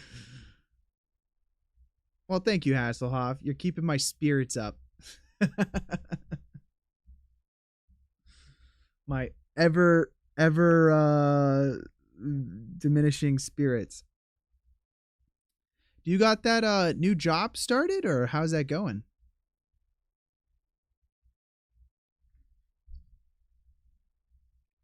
This edge here, I think I need to fix. That's from my blur here. I'll probably have to take a look at that. So far, the color's working. And I think everything sits really well inside of the scene. I need the tractor beam to happen, but honestly, we might just not be able to do the tractor beam today, guys. Because I got to do the, I'd have to get the switch light thing working. And that's just going to be a whole render.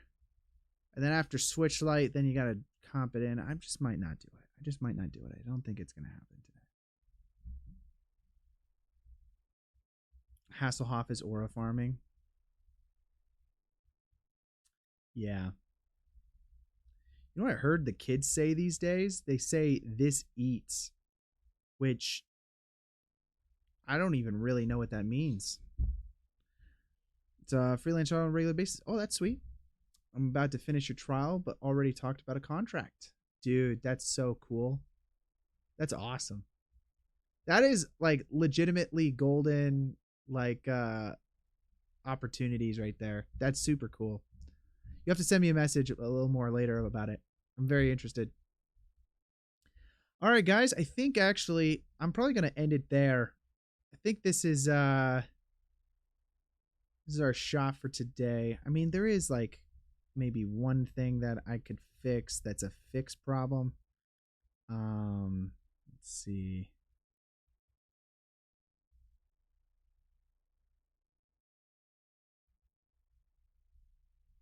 Let's go here and keyframe that out.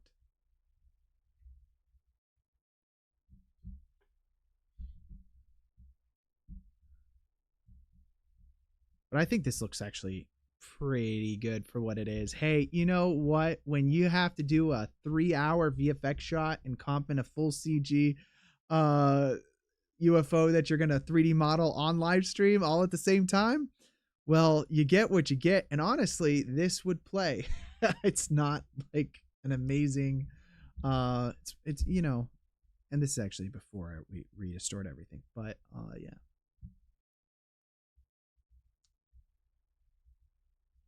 Only thing I realize is that I can only earn 5 to 6 from one company. If not, I fall under some false independence. 5 out of 6. I don't actually know what that means.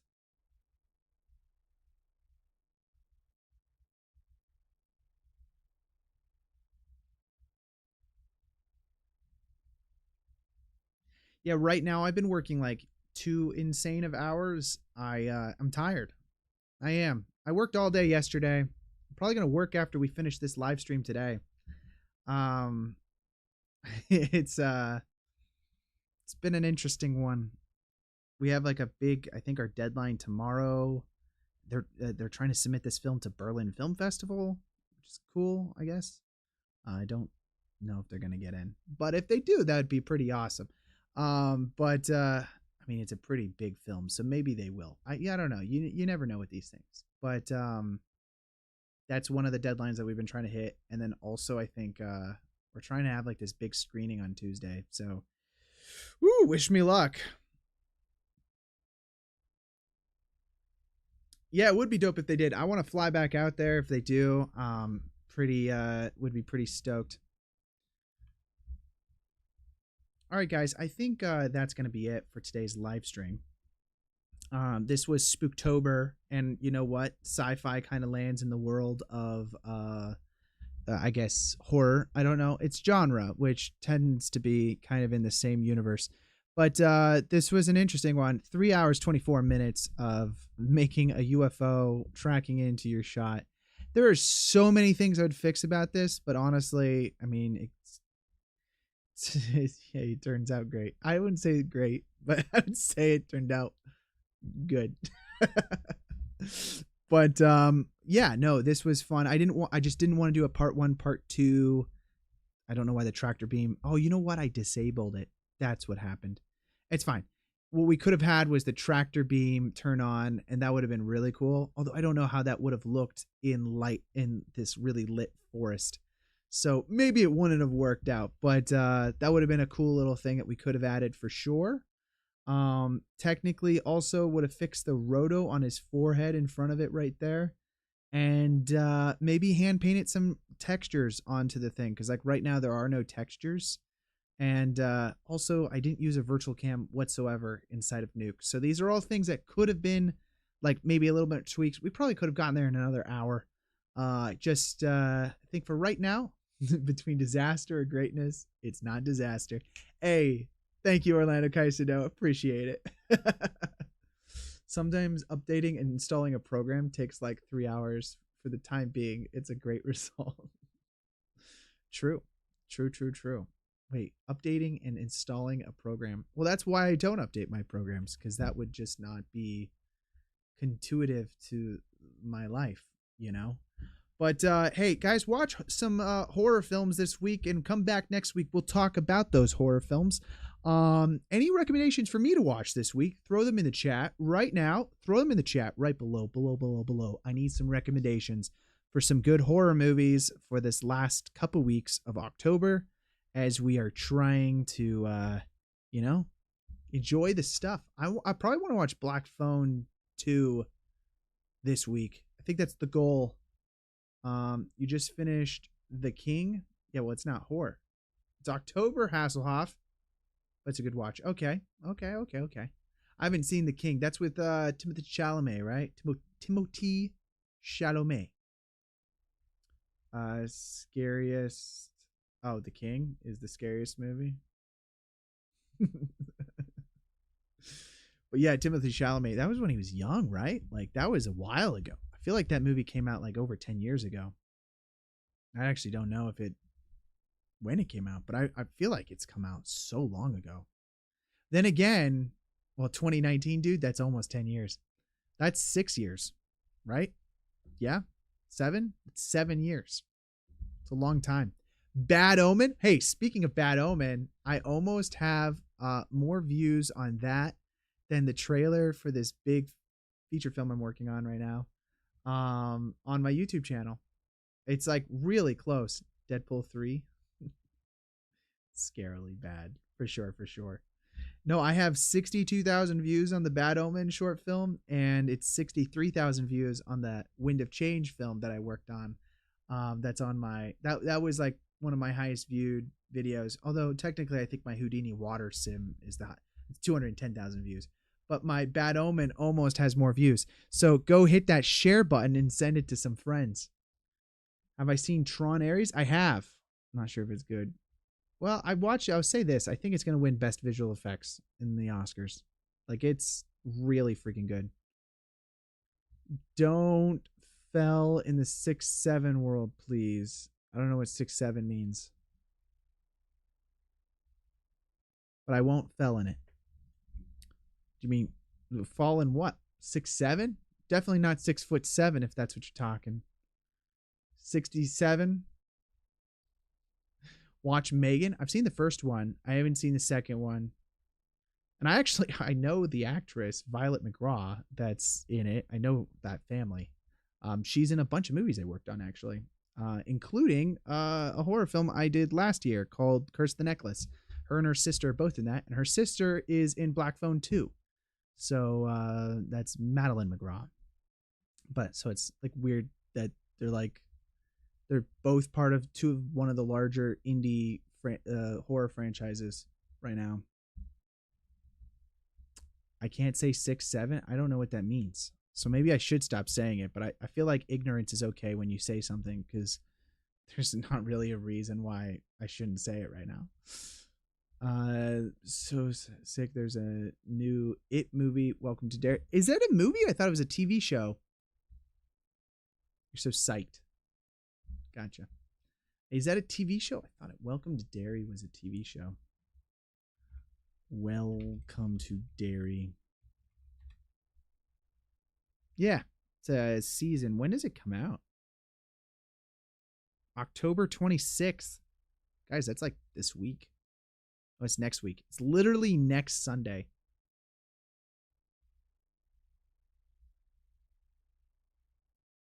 It's a Gen Z thing with a little meaning. Awesome. Fantastic. We don't care then.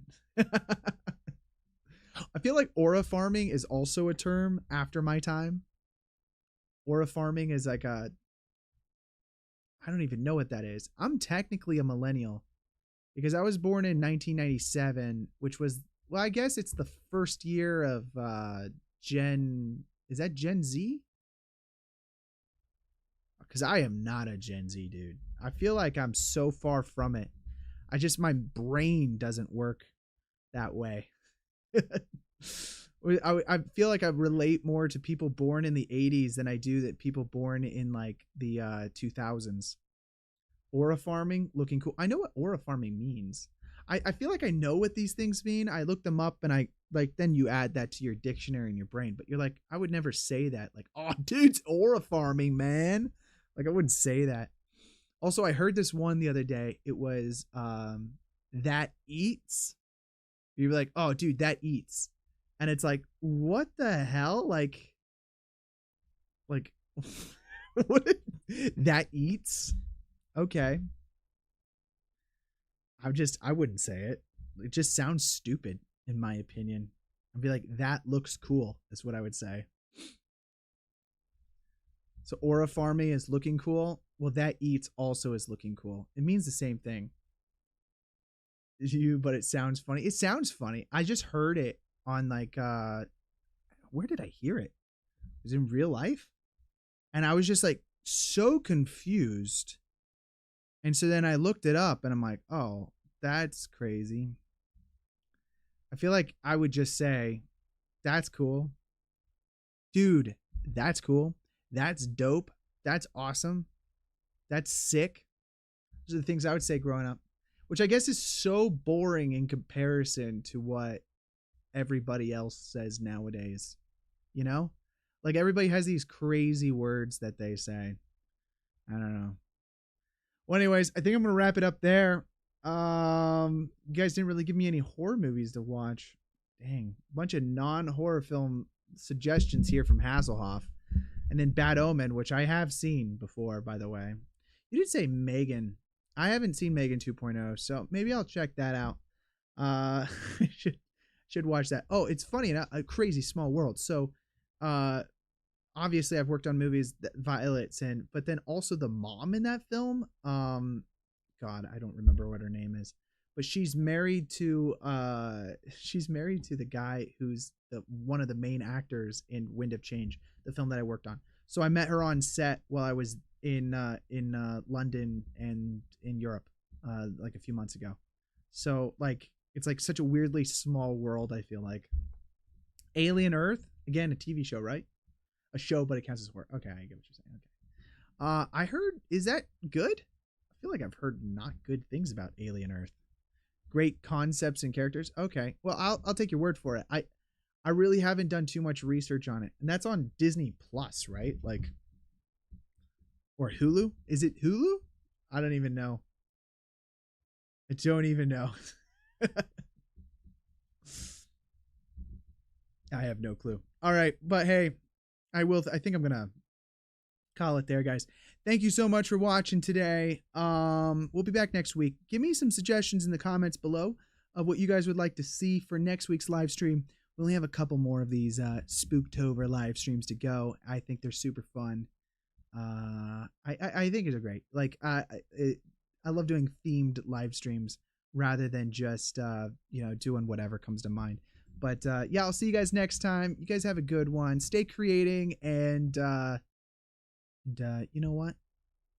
Post your stuff on Discord. I want to see it. I want to see your stuff.